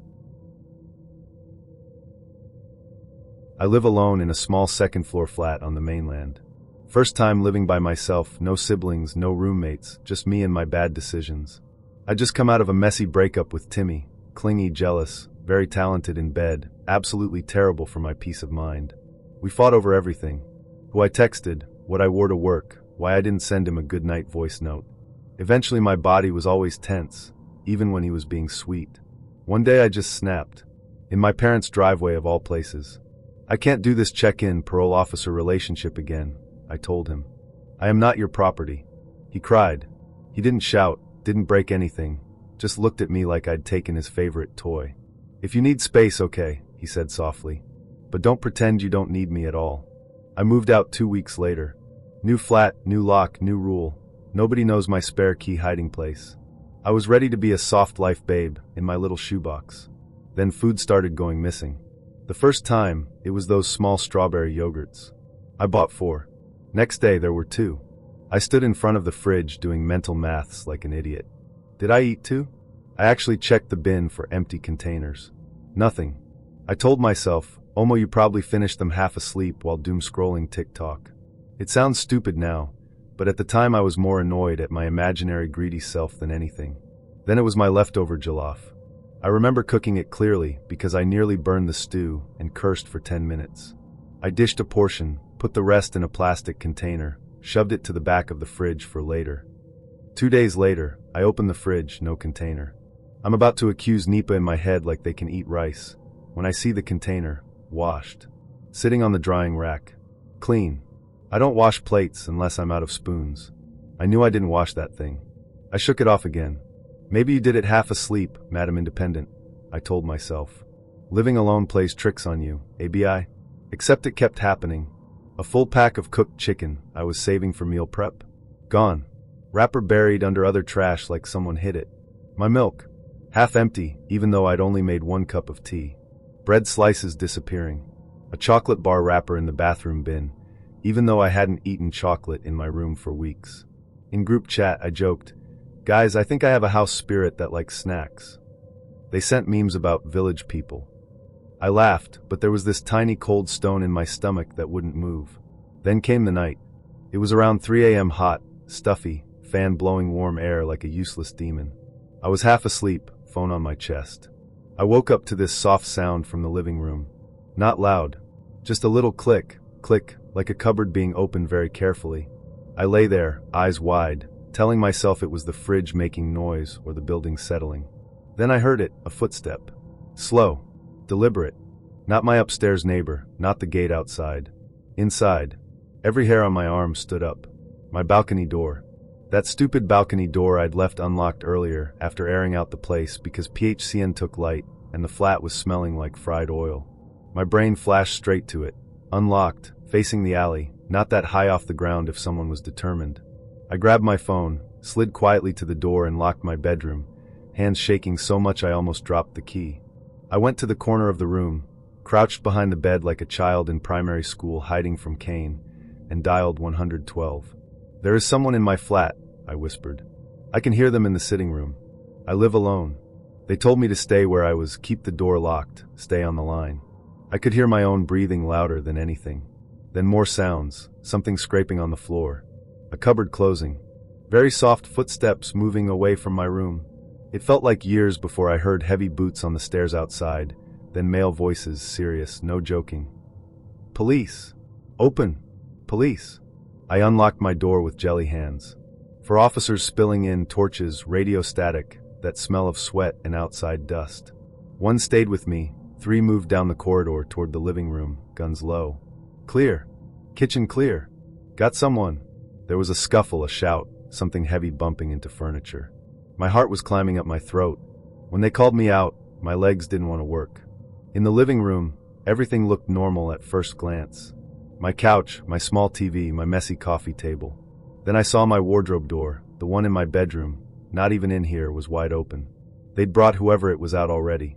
It was Timmy, standing in my living room, hair messy, t-shirt creased, looking like he'd just woken up from a nap. There were handcuffs on his wrists. He didn't look ashamed. He looked offended. Are you okay? One officer asked me. I nodded, eyes glued to him. Is this someone you know? Another asked, although they could clearly see my face had done full Nigerian drama. He's my ex, I managed. The officer by the hallway held up a backpack they'd pulled from my wardrobe. He opened it on the floor. Out spilled empty yogurt cups, the plastic from my chicken pack, my washed jollof container, biscuit wrappers, water bottle. Then he pointed with his torch into my wardrobe. Tucked behind my shoes, a small folded blanket, a pillow from my guest bedding, a little torch, my extra hoodie. He's been staying inside here, the officer said. Not one time. There's too much rubbish for that. He admitted he comes when you're out, sometimes when you're asleep. My skin crawled so badly I wanted to step out of my own body. You've been here? In my wardrobe. I said to Timmy, voice going high.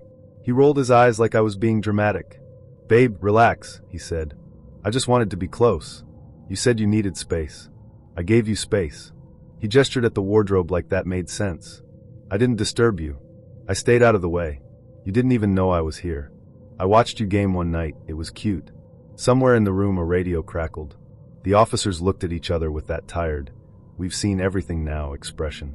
You climbed my balcony? I asked because my brain was stuck on logistics.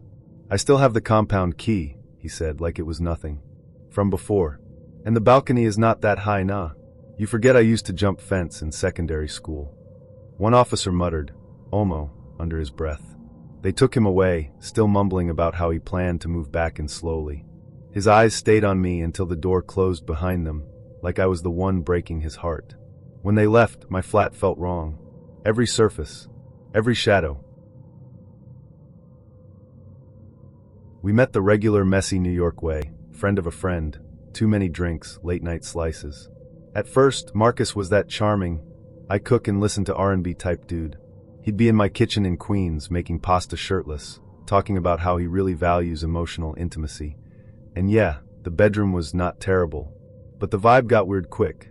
Anytime I said no to something, he'd get this hurt puppy look. You don't appreciate me, he'd say. You know how many girls would kill for a man who actually cares where she at? I just worry. I'm just looking out for you, Ma. If I wanted a night with my girls. Oh, so now I'm the problem? OD. If I didn't text back fast enough. It's cool, I see where I fall on your priority list. He never yelled, never flipped tables. Just constant guilt trip. Constant little digs. Cute dates and spicy nights sandwiched between emotional manipulation. One Sunday, after a stupid fight about me not posting him on my story, it clicked. I was tired. Like bone-deep tired. Marcus, I can't do this. I told him in my tiny living room, steam from the radiator hissing like backup vocals. I feel like I'm on trial all the time. I can't breathe around you no more. He did the whole quiet cry thing. No yelling. Just tears and long speeches about how girls always leave when they get a good man. And, you're gonna regret this when you end up with some dude who don't even know your middle name. I felt bad, but I still ended it. Blocked him on everything. Told HR I didn't want him coming by the building anymore just in case. Then tried to move on with my life. For about 3 weeks, it worked. Then the tagging started. I'm on the R train, somewhere between Lex and Queens Plaza, when my phone starts blowing up. Service is trash, so all the notifications drop at once. Instagram, Instagram, Instagram. I open the app and there it is, my name tagged in some corny couple meme. 2 people hugging in an airport with a caption like, "The real ones always find their way back." Underneath, he'd written from some random account. "She knows this us" with a little lock emoji. I roll my eyes, block the page. Probably him, but whatever. Next night, 10 tags from a different account. Candlelit dinner pics with captions like "One day" and "Real love is patient." He tags me in the comments like he's having a conversation with me in public. I blocked that account too. He just keeps making new ones. Old couple holding hands on a bench, tag. Quote about loyalty in a disloyal world, tag. Cringy airport proposal video, tag. He never DMs, never texts. Just talks at me through tags, like I'm a TV, and he's yelling from the couch. Some nights I'd have 15, 20 notifications. My friends are like, "Girl, report him." And I do, but you know how the apps are. Takes forever. Meanwhile, my phone looks like a teenage romance novel exploded in my notifications. Work sends a reminder about social media boundaries, email around this time. HR adds a line about, "If you're experiencing harassment online, please reach out."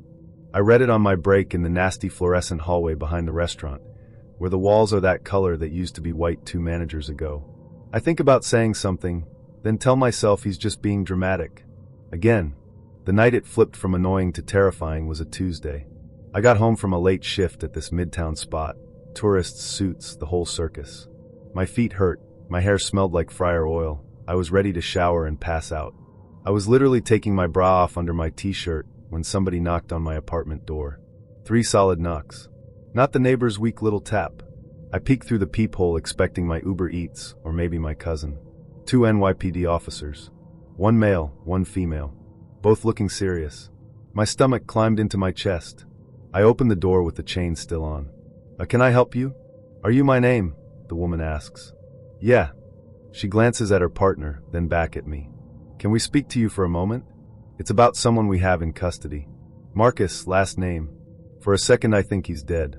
Then I see the plastic bag in the male officer's hand. It's one of those cheap takeout bags from the spot I always order from after shift. Grease stains, logo smeared. There's a small receipt stapled to the top, with handwriting on it I know way too well. He holds it up so I can read. Eat so you don't forget me. My knees go a little loose. They tell me security at my job tackled him near the staff entrance. Not the front where customers come through, the back. The one only employees use, the one you need a key card or a delivery to get into.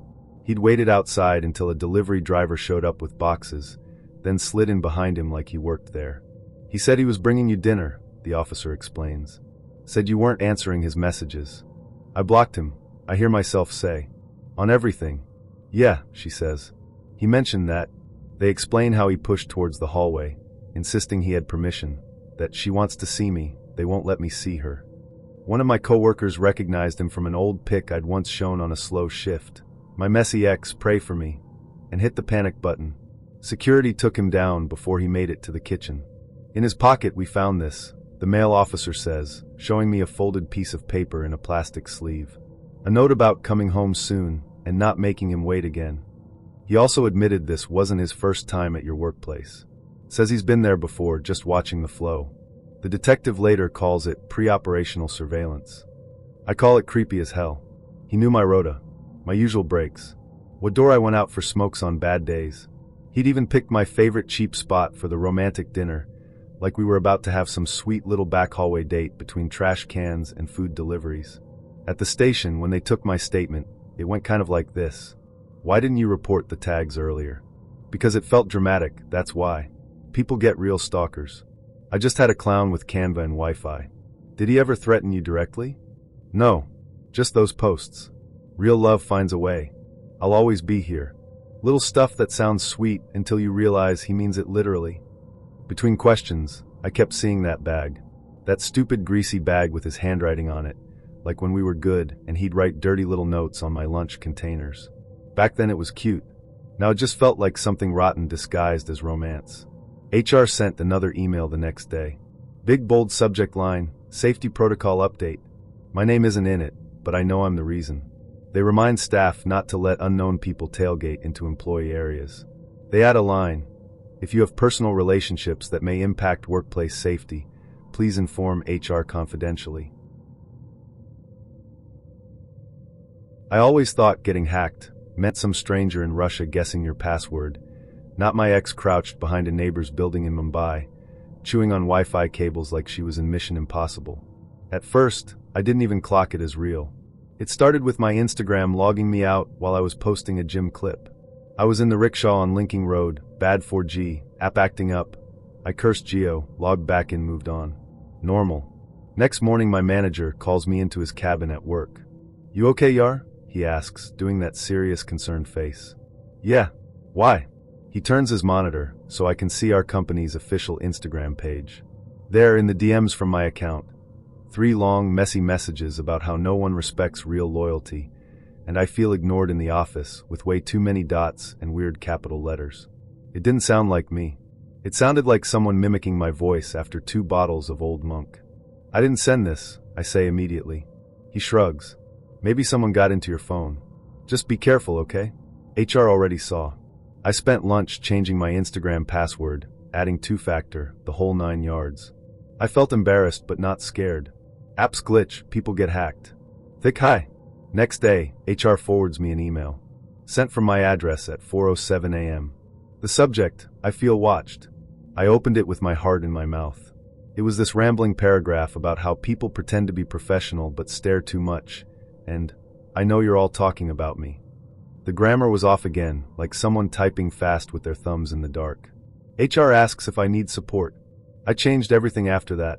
Gmail, backup emails, Facebook, Twitter, Netflix, all with new passwords, new security questions. I ran antivirus. I checked devices logged in on every app. Nothing looked that crazy. Just Android Mumbai over and over. Then I got the text. Unknown number. You're overreacting, LOL. Just that. 4 words and a LOL. My stomach went cold. Not because of the content, but the phrasing. That exact mix of gaslight and casual. That was Priya, my ex. The same girl who, during our relationship, used to say, "You're being dramatic," every time I said I was uncomfortable. The same girl who had demanded my phone password for transparency.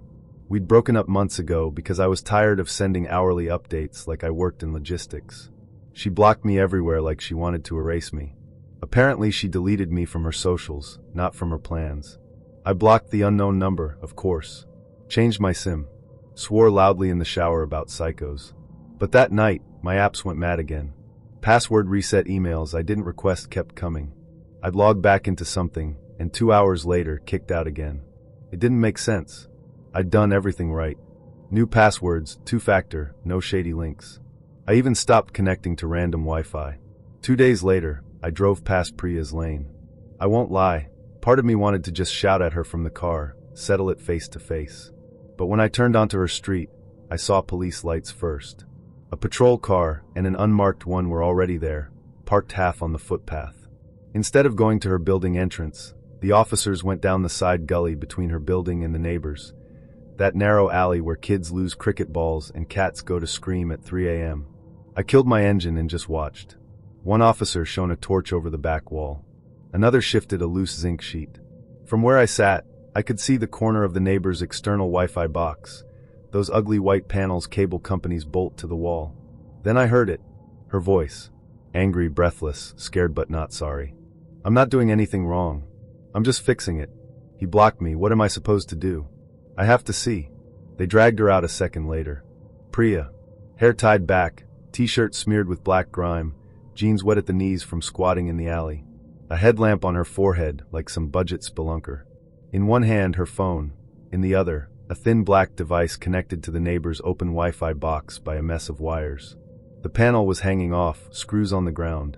Inside, colored cables pulled apart like noodles, some of them cut and spliced into her gadget. I got out of my car without even deciding to, just moved like my body was on autopilot. "Sir, stay there," one officer snapped, hand up. Another officer was already reading her rights, trying to get her to stop talking. She wouldn't. When she saw me, she brightened, of all things. "See," she shouted past them. "See, I told you he'd be here. He has to see. He blocked me everywhere. What else was I meant to do?" The senior officer looked at me. "You know her?" I nodded, throat dry. "She's my ex." He sighed like all the puzzle pieces had just clicked. "She's been back here for 3 nights, he said. Neighbor 2 houses down saw her with a torch in her mouth, messing with this box, thought she worked for the company. Tonight they realized something's off, called us." He nudged the little black gadget with his boot. "This is a packet sniffer. She's been intercepting data going through this line, hopping onto networks that connect through this box. Your accounts, your passwords, if you were on this network at any point, she could strip it." I stared at the neighbor's balcony, the one right above the box. They weren't even home. "You hacked me," I said slowly, looking at her. "Through some random Ani's Wi-Fi?" Priya rolled her eyes like I was the unreasonable one. "You blocked me," she said. "You changed everything and pretended I don't exist. I had to know what you were posting, who you were talking to. I didn't read everything, okay? Just enough to understand." The officer snorted. "She says she has a right to your accounts because you shared your life before," he told me. "That's not how rights work, Beta." They cuffed her and walked her to the car. She kept twisting, trying to talk to me, switching between Hindi and English. "You're overreacting," she called. "It's only Wi-Fi. I didn't hurt anyone. Only Wi-Fi. Only weeks of breaking into a stranger's network, sitting in a filthy alley tracing every login I tried to make. Only turning my own devices into snitches." I stood there with my hands in my pockets, feeling the alley's dampness creep into my shoes. The city noise carried on, horns, someone selling chai, a bike revving by. Normal Mumbai chaos, just outside this small slice of insane. People talk about feeling watched like it's dramatic. Trust me once you. It started like most things do nowadays, on an app. I matched with a woman named Sarah on a Tuesday night. Her profile was simple. A few pictures of her at a farmer's market, one with a dog, and a short bio that read, books, bourbon, and brutal honesty. She looked warm, brown eyes, dark hair, a little smirk in every photo like she was always mid-thought, but not quite ready to share it. We exchanged messages for a few days. She was quick-witted, and our conversations had a rhythm that made it easy to keep texting. She asked real questions, not just WID, or what music do you like. She asked about my childhood, about what I feared, about the last time I cried. I remember thinking, either this woman is deeply curious or she's trying to fast-track emotional intimacy. Maybe both. We met for dinner the following Saturday. She picked the place, an old-fashioned Italian spot tucked between a dry cleaner and a vape shop. The kind of place where the bread comes warm and the lighting is low enough to make everyone look a little better. When she walked in, she smiled like we were old friends. She wore a green sweater and jeans, nothing flashy, but she had presence. The kind that makes you sit up straighter. The conversation flowed easily. We talked about our worst dates. Hers involved a guy who brought his mother along. Mine, a woman who quoted Jordan Peterson during dessert. By the time the check came, I felt relaxed, even hopeful. But then something strange happened. As we waited for the waiter to return with the change, a man approached our table. He was tall, maybe mid-30s, with a shaved head and a hoodie that said "No Fear" in peeling letters. He didn't say anything at first. Just stood there, staring at Sarah. I felt the energy shift immediately. Sarah's face went pale. "Hi, Nick," she said, barely above a whisper. "Hey, babe," he said. Didn't know we were seeing other people now. I looked at her, confused. "Is this your—" She stood up quickly. "We're not together," she said. "You need to leave." But Nick didn't move. Instead, he turned to me. "You think she's special?" he asked. "She's not. She's a liar. She'll ruin you." "Okay, man," I said, standing up too. "You need to back off." He laughed once, low and bitter. Then he grabbed a water glass from the table and threw it at me. It missed, but the splash soaked my shirt. Before I could react, the waiter rushed over, followed by the manager. Nick stepped back, hands raised, and said, "I'm leaving. Don't worry. But she's mine. Always will be." Then he walked out. No one chased him. We sat down in silence. I was shaking. Not from fear exactly, more from the adrenaline of being caught in something I didn't understand. "I'm so sorry," Sarah said. "I didn't know he'd be here. I didn't even think he'd still be in town." "Who is he?" I asked. "My ex," she said. "We broke up a year ago. He didn't take it well." "That wasn't not taking it well," I said. "That was stalking." She nodded. "I know. It's been off and on. He shows up sometimes. But I thought he'd finally moved on." I didn't know what to say. She looked so shaken, and I felt bad for her, but I also felt pulled out of the moment. Like the bubble we'd been in had burst, and now everything was under fluorescent light. I drove her home that night. She asked me to walk her to her door. I did. She hugged me before going inside. It was tight, grateful, but I noticed she looked over her shoulder twice before unlocking the door. After that, I wasn't sure what to do. Part of me wanted to give her space. The other part didn't want to vanish and make her feel abandoned. She texted me the next morning. Said she'd had a great time, minus the obvious. That I'd been kind. That she hoped I didn't think less of her. I told her I didn't. I wasn't lying exactly. I just didn't know how to feel. We went out again a week later. This time it was drinks at a jazz bar. She seemed lighter, more herself. She apologized again for Nick, said she'd talked to a lawyer once but didn't want to escalate things. "I don't want to live in fear," she said. "I don't want him to have that power." I admired that. But I also wondered if she was underestimating the situation. Over the next month, we kept seeing each other. She never brought up Nick again, and I didn't ask. I figured maybe he'd gotten the message. Until I found my car vandalized. It was a Friday night. We'd gone out for dinner, and I'd parked on the street near her place. When I came out, the windshield was cracked, and the driver's side door had been scratched deeply. On the paint, in red spray, were 2 words. "She's mine." I stood there, staring at it, not fully processing. Sarah came out behind me, saw the message, and froze. "Oh God," she whispered. "He didn't. He wouldn't." But he had. I filed a report. The cop wrote it down like it was just another form. Didn't seem too concerned. Said it was hard to press charges without proof. Sarah was quiet the whole time. I didn't go inside her place that night. I just drove home with the spray paint still fresh in the air. The next morning, I got a message from Nick. He'd found me on Facebook. The message was short. "She'll ruin you. Just like she ruined me." I showed Sarah. She blocked him again. Said she'd report it. But I could tell she was scared now too. We didn't talk for a few days. Then she messaged me. I understand if you want to disappear. I thought about it. A part of me wanted to stay. Wanted to be the guy who didn't flinch. But I couldn't stop thinking about the way he looked at her. The message. The damage to my car. How far he might go next time. I texted her back. I care about you, but I don't think I can do this. She didn't answer. I haven't seen her since. She deleted her dating profile. Went offline for a while. Sometimes I search her name, just to see if she's okay. I haven't found anything. No posts. No updates. It's like she disappeared. And maybe that's for the best. But I still think about her. I'd been out of a long-term relationship for about a year, and I was cautiously trying to date again. Not looking for anything serious, but open to it if the right person came along. I was mostly matching with people close to my age, late 20s, early 30s, because I didn't feel like dealing with the different expectations that often come with big age gaps. That's when I matched with Jess. Her profile said she was 26. She had a short bio, books, coffee, sapphic chaos.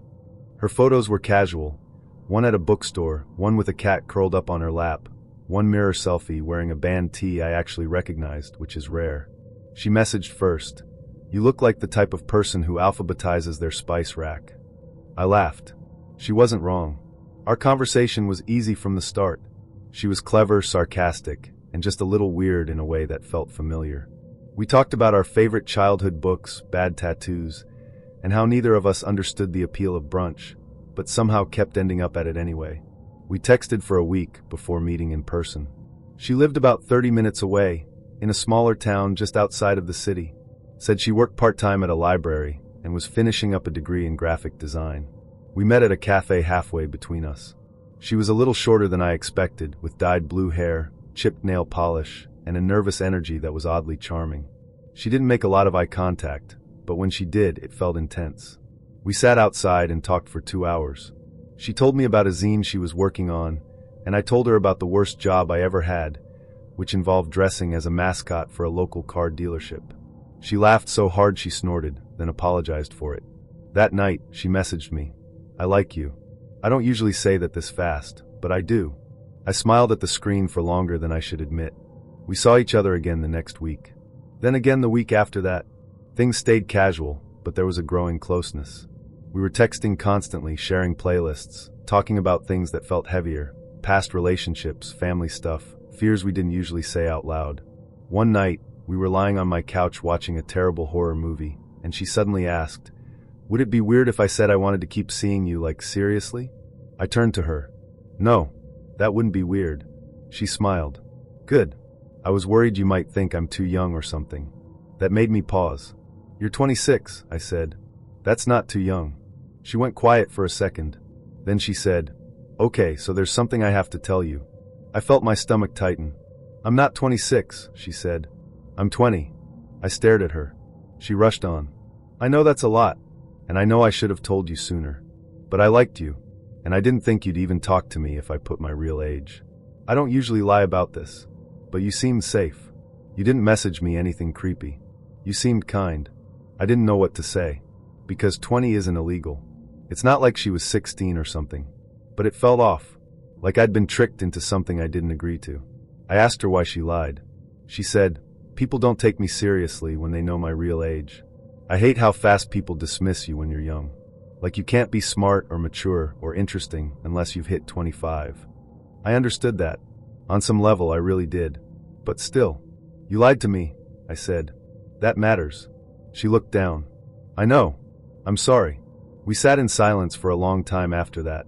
Eventually, she left. I didn't say whether I'd see her again. The next day, I got a long message from her, apologizing again, saying she understood if I didn't want to talk anymore, but also saying she didn't regret matching with me, that she felt something real, even if it started from something fake. I didn't reply. I needed space, time to think, to figure out how I felt. A few days passed. Then I started getting messages from new Tinder profiles. Different names, different photos, but the same writing style, the same jokes. One profile said, "Some people ghost because they're cowards." Another, "Still thinking about those playlists." Then another that just said, You never gave me a chance. I unmatched all of them. I blocked the numbers when they started texting me. But they kept showing up. Each time, slightly different. Slightly more invasive. One night, I got a message from a new number that just said, "I saw you at the bookstore yesterday. Why didn't you say hi?" I had been at the bookstore. I hadn't mentioned it to anyone. I checked the windows, locked the door again, made sure the curtains were closed. The next day, I got a friend request on Instagram from an account named Your Second Chance. No profile picture, no posts. The bio said, "You made a mistake." I didn't respond. I just blocked again. But the thing is, once that line gets crossed, you start questioning everything. Every notification, every anonymous like, every glance over your shoulder in public. I stopped using Tinder, deleted my account entirely. I started posting less. I kept my location off. I changed my phone number. It didn't stop right away. The last message I got was a voice memo from a number I didn't recognize. I didn't open it. I just deleted it, blocked the sender, turned off my phone, and sat there in the dark for a long time. It's been over a year now. I haven't seen her since. Haven't heard anything. I don't know if she finally moved on, or just found someone else to fixate on. I didn't expect to be dating again at 42. After my divorce, I told myself I'd take a year to just focus on me and my daughter, Kayla. She was 14 at the time, old enough to understand that her parents were better off apart, but still young enough that I worried about how everything would affect her. The first year post-divorce was about survival. Paying bills, rebuilding our routines, learning how to be alone without feeling lonely. Then slowly, I started thinking about companionship again. I wasn't looking for anything serious. I just missed conversation, missed being seen. Kayla was the one who finally nudged me. "Mom," she said one night over spaghetti, "you should go on a date." I raised an eyebrow. "That's a weird thing to hear from your teenager." She shrugged. "You're allowed to be happy." So I downloaded a dating app. I wasn't expecting much, maybe a few awkward coffee dates, a couple of ghostings, and best case, someone who didn't make me want to fake an emergency halfway through dinner. That's when I matched with Greg. He was 45, worked in environmental consulting, and lived about 20 minutes away. His profile had pictures of him hiking, smiling with a golden retriever, and grilling something on a patio. He wrote that he was family-oriented, emotionally available, and ready for the next chapter. It felt safe. That was my first impression. He didn't have that overly polished, too smooth vibe that some men on the app had. He seemed normal, grounded. We messaged for a few days before talking on the phone.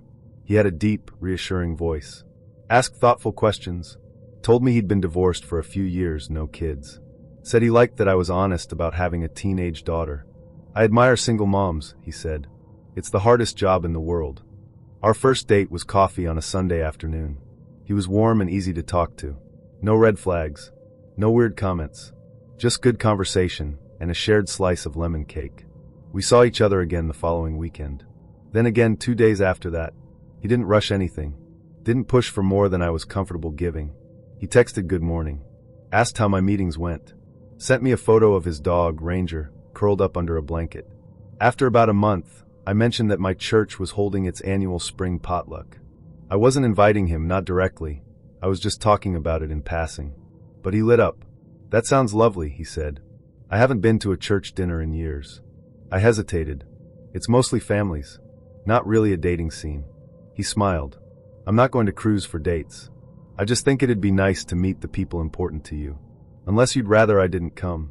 I didn't know how to say no without sounding rude. And honestly, it didn't seem like a big deal. It was a public event.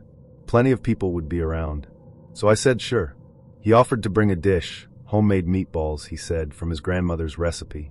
The night of the potluck, he showed up early, wore a blue button-down and khakis, brought a tray of meatballs, a container of extra sauce, and a bouquet of tulips for me.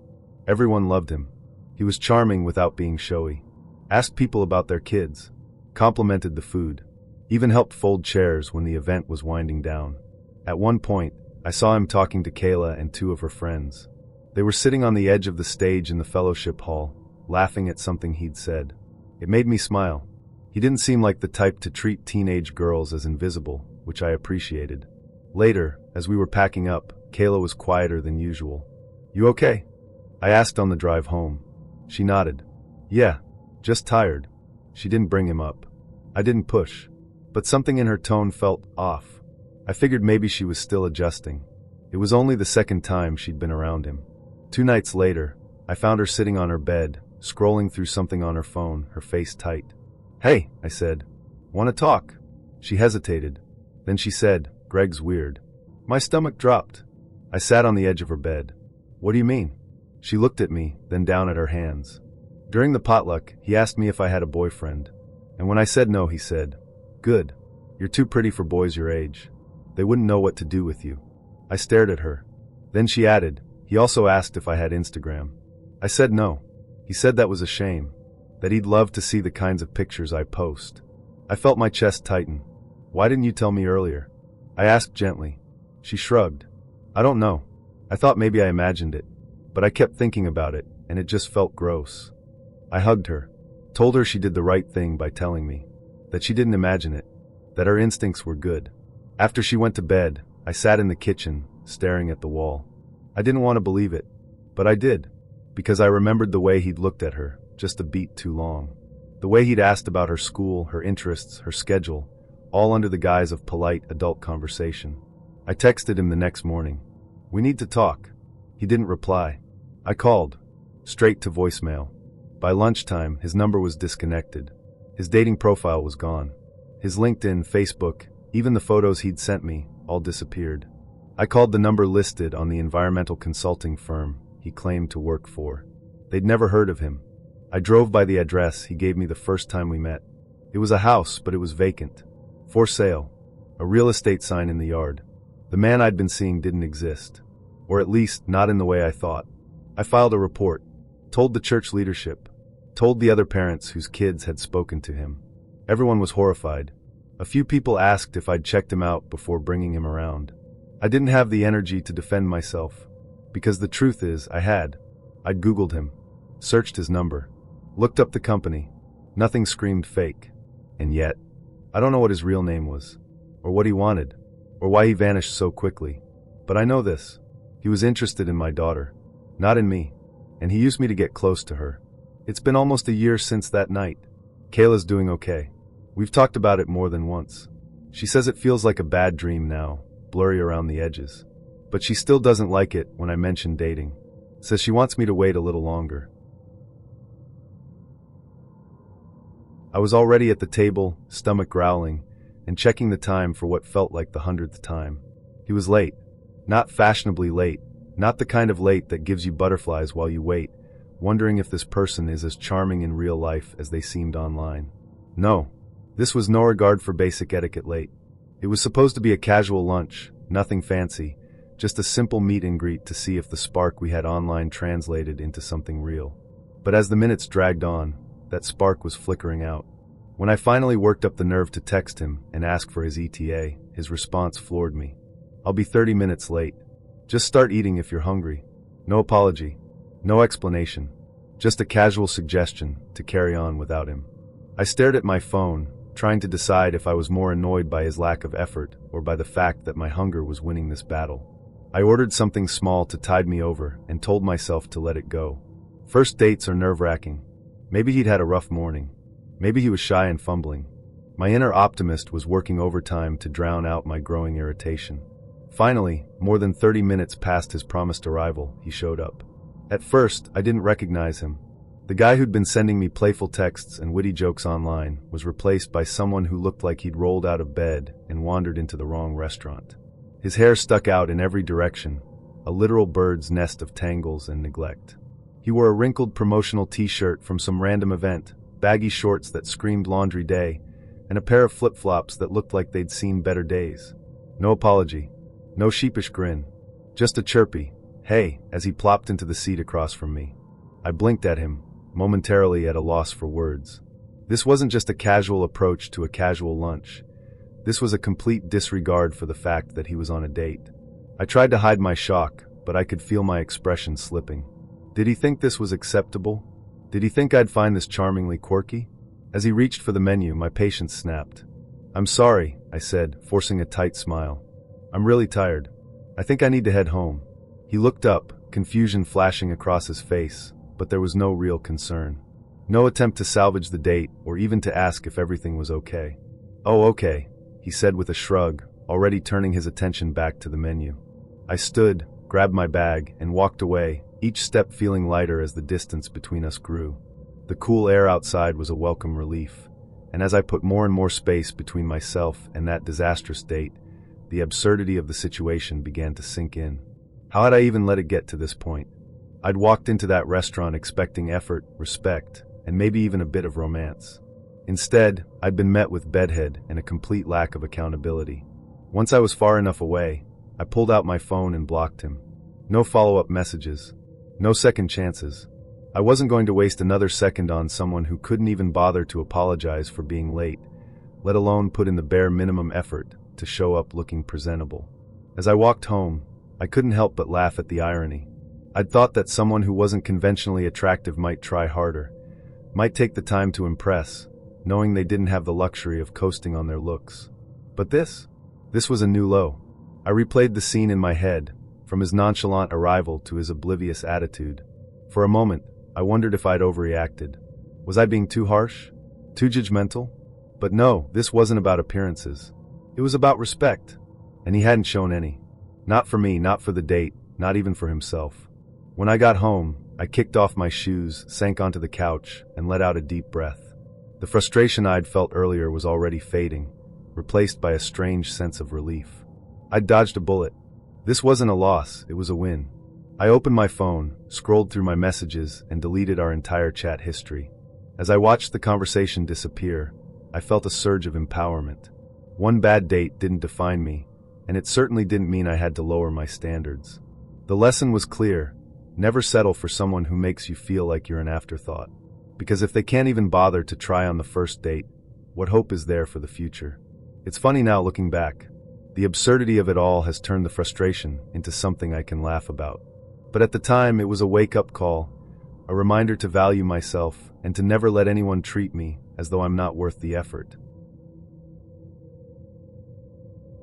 We matched online, exchanged a few messages, and quickly realized we had a great rapport. He was funny, clever, and refreshingly attentive.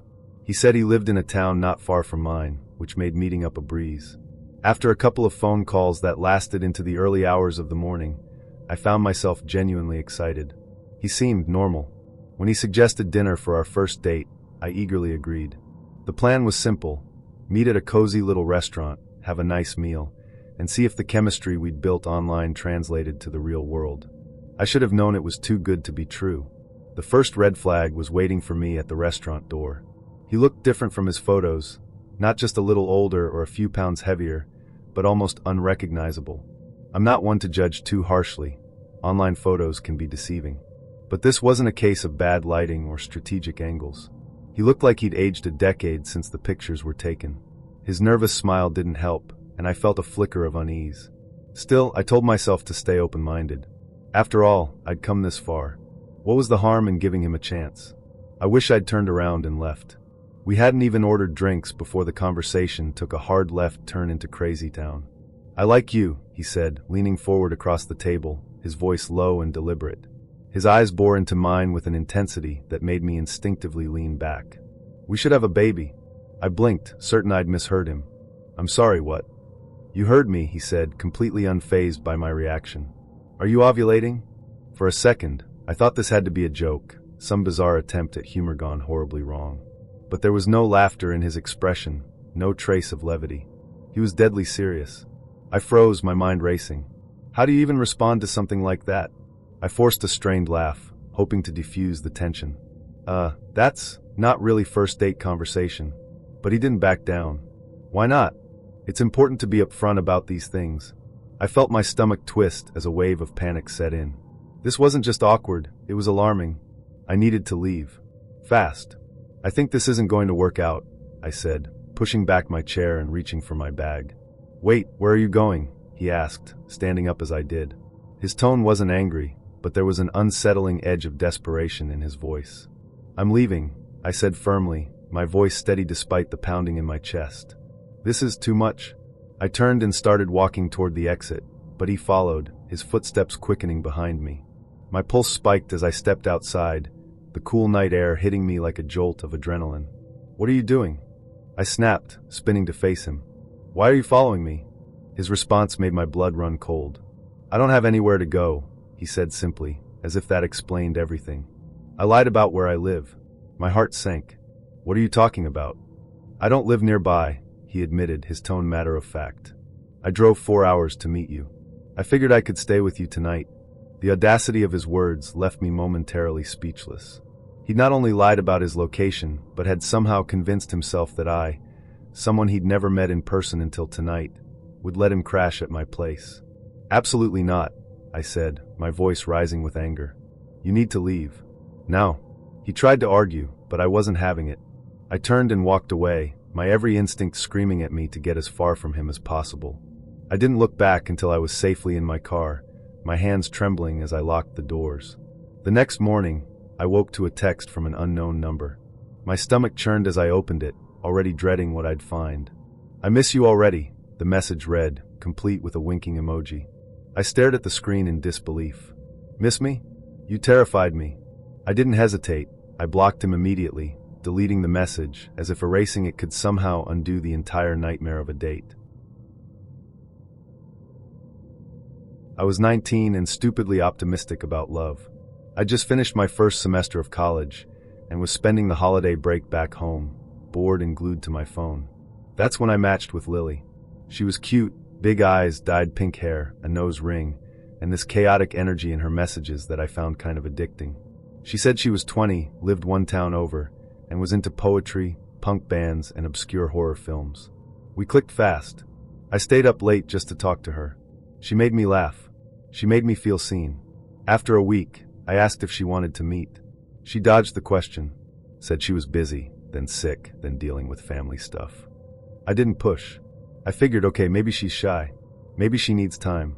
But then she disappeared. No warning. No goodbye. Just gone. Her profile vanished, and the number I'd been texting stopped working.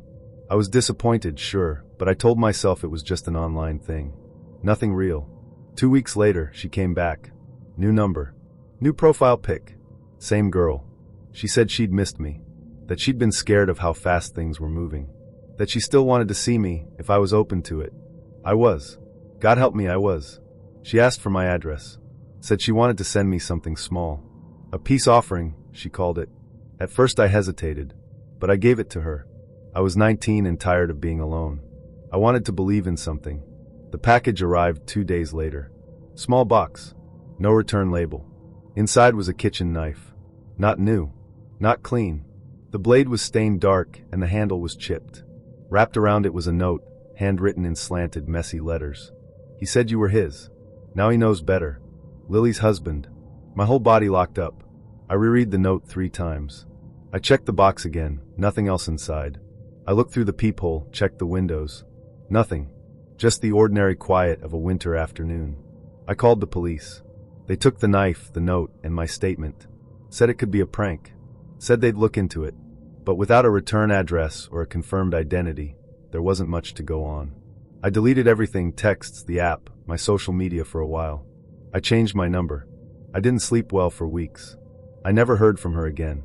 Whoever she was, whatever game she'd been playing, she vanished for good. But I still think about it. About how close I felt to someone who never existed.